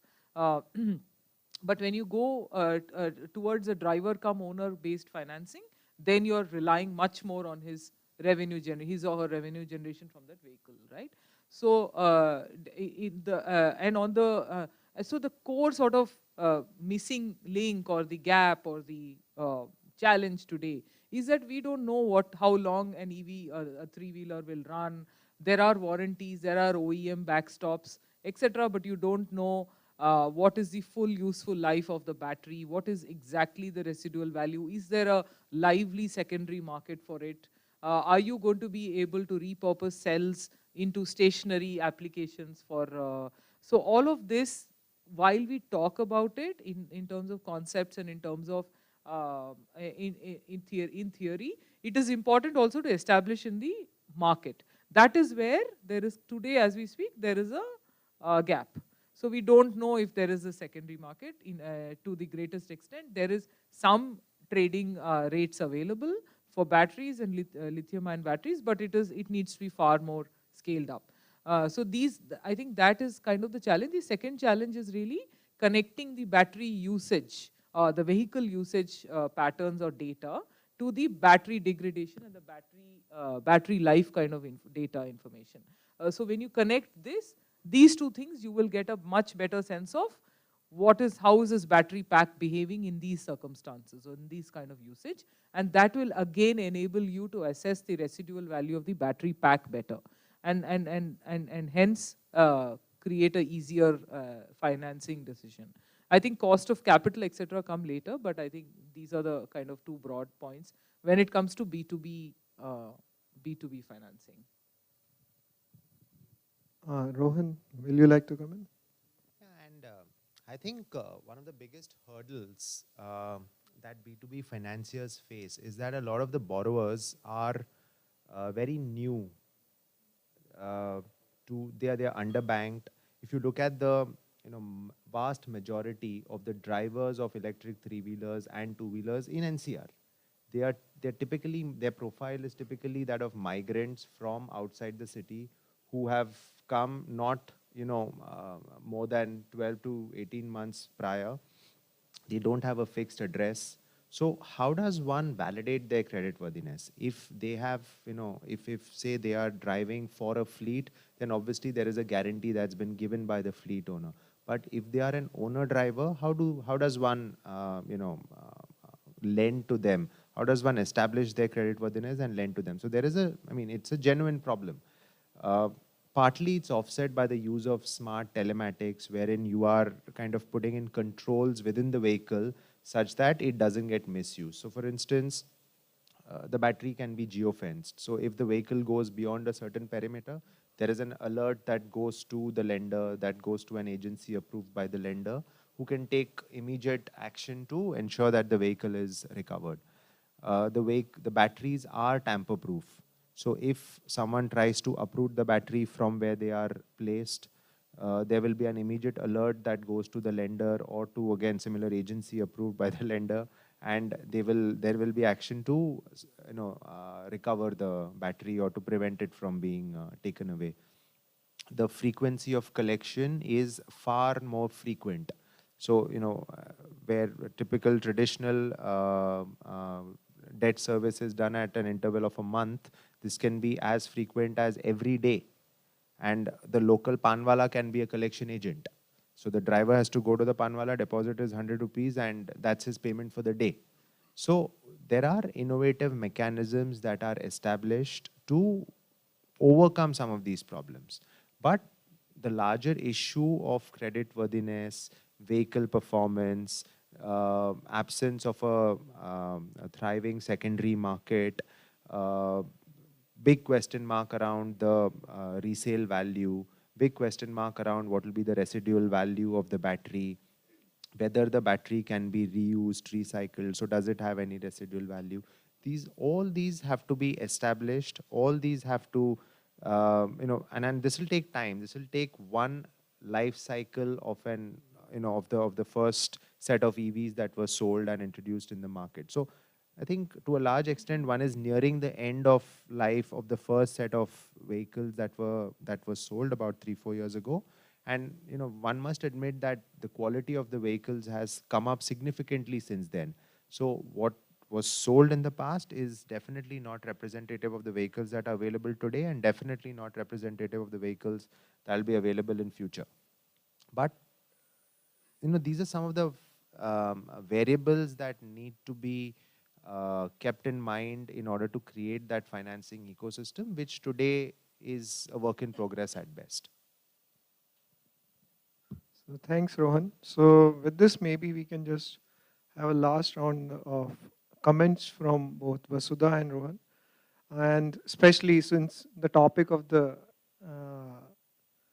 panel discussion was how India can achieve USD $206 billion.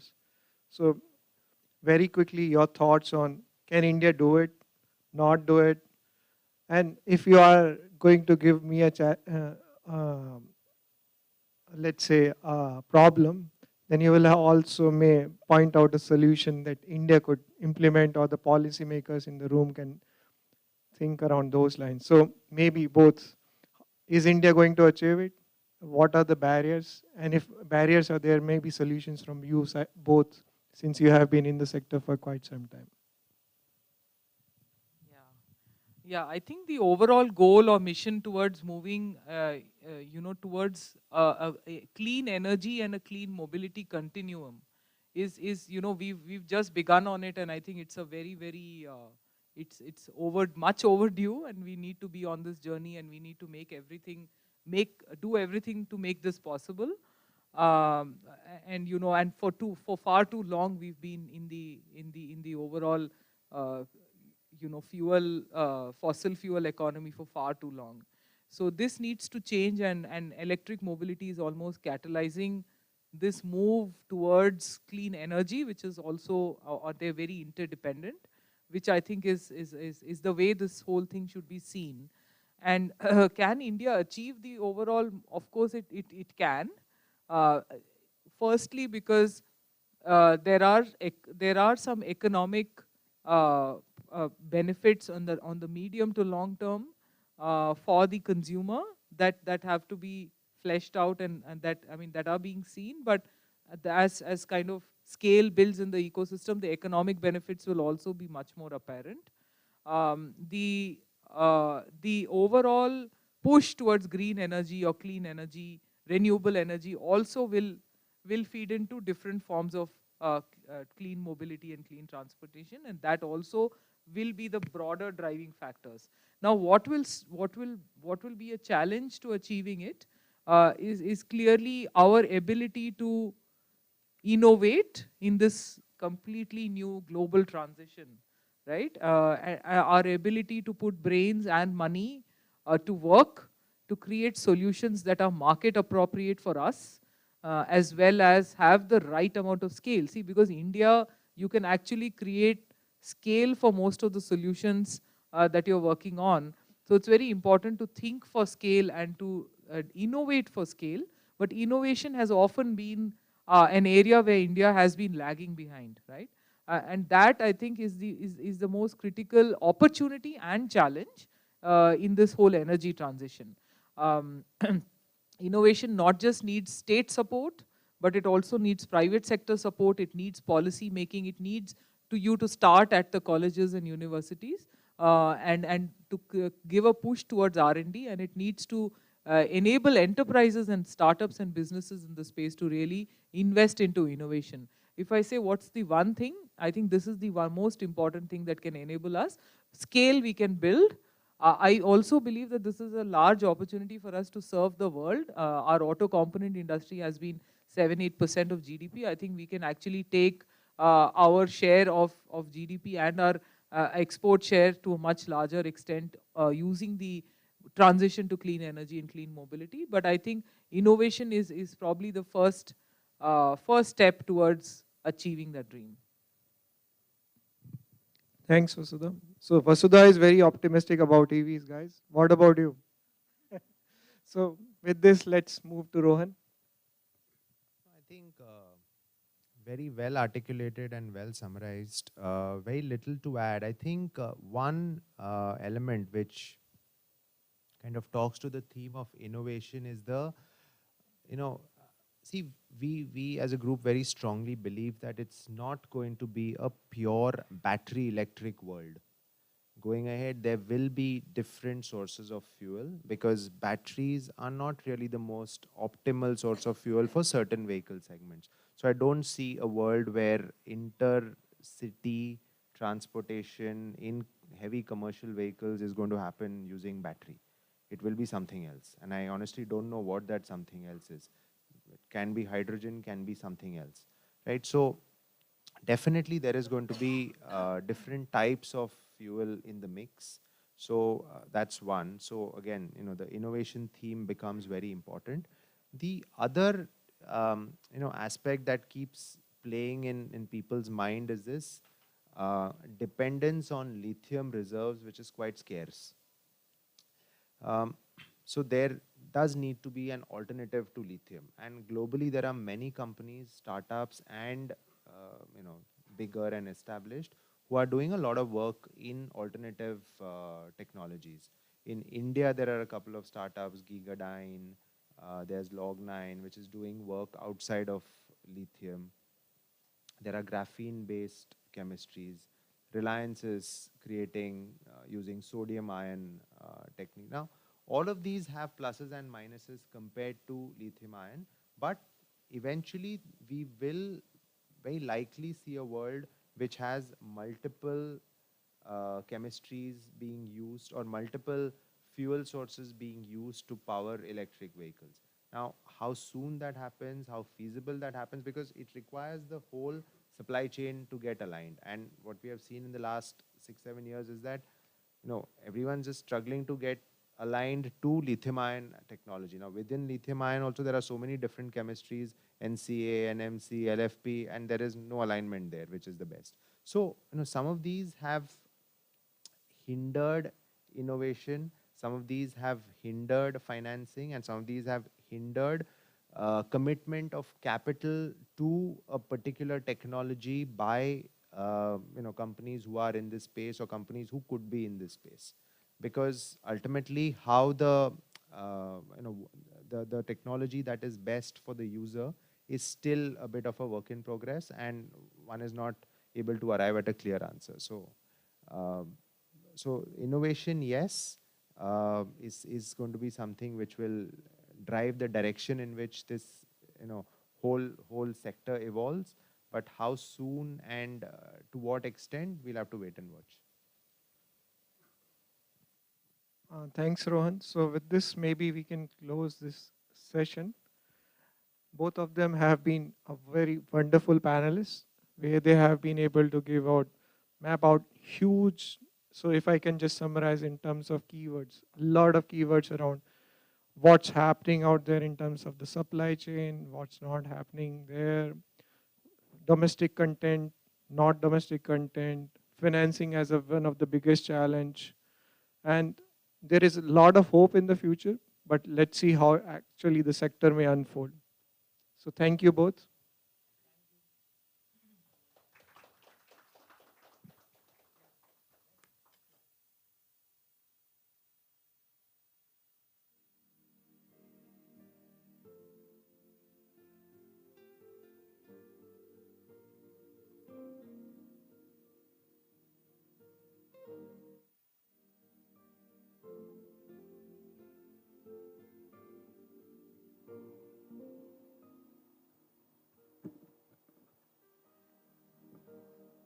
Thank you very much to our panelists. So I think you do have something to thank me for because my disclaimer in the beginning sort of worked because you were spared Vaibhav's wittiness for this session. Yes, he was very considerate. Thank you very much once again to the entire audience for being such a wonderful part of today's session. I would now, for the vote of thanks, once again like to invite Mr. Gagan Sidhu, the Director, CEW Center for Energy Finance, to conclude the session. Thank you.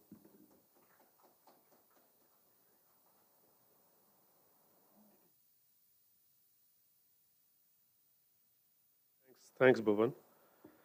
So ladies and gentlemen, I think, thank you for your attention during what has been an extremely interesting and engaging national dialogue on emerging trends in e-mobility. In his keynote address, we heard Sri Amitabh Kant share his views on how he sees the sector evolving and how EVs can be a catalyst for incremental GDP growth. We heard him mention the need for targets. We heard him mention the need for financial interventions and mechanism to actually mobilize private capital. We heard him mention the need for charging or fast charging or rapid fast charging infrastructure rollout, localization, and even things such as recycling and repurposing. The presentation by my colleague Meghna Nair highlighted 8 key takeaways from our issue brief, which was launched today. They are: first, that e-two-wheelers and e-rickshaws are leading India's EV transition. Second, at a state level, UP and Delhi lead in India's EV transition, the former in terms of absolute EV registrations and the latter in terms of EV penetration. At an RTO level, Pune is the best performer in absolute numbers, whilst Delhi's Burari taxi unit leads in terms of penetration. Fourth, we heard Meghna talk about and describe how policies, very important policies, can invert EV's inherent price disadvantage. Fifth, we saw her mention and highlight how FAME 2 actually has a lot of headroom left in terms of money that is yet to be disbursed. Sixth, we saw how states with policies are experiencing up to actually more than a 2x superior EV volume growth. Seventh, we saw how states with higher consumer incentives are experiencing up to 5x superior EV volumes. And finally, eighth, she also highlighted how there are some gaps with respect to policies which actually could be plugged. The presentation also highlighted some key recommendations. These included, first, that an official EV target for India is much needed to provide direction to the industry. Remember, this is something that Sri Amitabh Kant also mentioned repeatedly. The second recommendation was that states without EV policies must consider introducing them. Third recommendation was that states must carefully consider their incentive amounts. Remember, more than 5x better volume performance for higher incentives. So if you have the budgetary resources, states must consider allocating a higher per kilowatt hour incentive if they want to drive EV volumes. Fourth, increase in incentives for approved E3-wheeler models under FAME 2 must be considered. Because very unlike E2-wheelers, a very, very small proportion of all the E3-wheelers, including e-rickshaws that have actually been registered in India or sold in India, have actually taken recourse to FAME. We also benefited from some very enriching discussions in the 3-panel discussions. In the panel on data, we heard panelists address some key questions on its role and importance in the EV transition. Specifically, we heard discussions on the role of data in tender design, how the market for e-buses might evolve. Will it be metros that lead the way? How data can be leveraged to bridge the financing gap for EVs, and how fleet operators are actually leveraging data, the mountains of data that they're collecting. Excuse me. In the panel on financing, we heard panelists share their views on some vital questions as well. When and how they see EV financing becoming on par with the ICE financing ecosystem. How to create and the necessity to create a charging station ecosystem for the next years. Prescriptions to increase the flow of smart money into the EV ecosystem, as well as what they expect to be the biggest drivers for the EV space. Will it be technology? Will it be software? Will it be innovation? Will it be supply chain? Or will it be something else altogether? And finally, in what was actually a very interesting, I would say, CEO debate on who is driving India's EV transition, we had an amazingly robust discussion which made strong points and strong cases both in favor of as well as against both sides of the argument. We heard views on how incumbents could actually win the EV transition battle in India, if you want to put it that way. We also heard views on how the new entrants actually hold a significant advantage. I think the jury is still out on this one. It'll be really interesting to watch this space in the days ahead and see who it is that eventually pulls ahead. Maybe it'll be both. Today's dialogue covered a great deal of ground with respect to India's mobility transition. I'd actually like to thank all the team members who have worked incredibly hard to put together the issue brief, the dashboard, as well as today's event. My sincere appreciation. And thank you again also to Bloomberg Philanthropies for their generous support to make this event happen. In closing, let me once again also thank the audience for your participation in the event today. I'm confident you would have found the proceedings both interesting and informative. We look forward to engaging with you in the days ahead on jointly progressing India's mobility transition. With that, I'd like to draw the proceedings for today's dialogue to a close. Please join us for tea and refreshments outside. Thank you.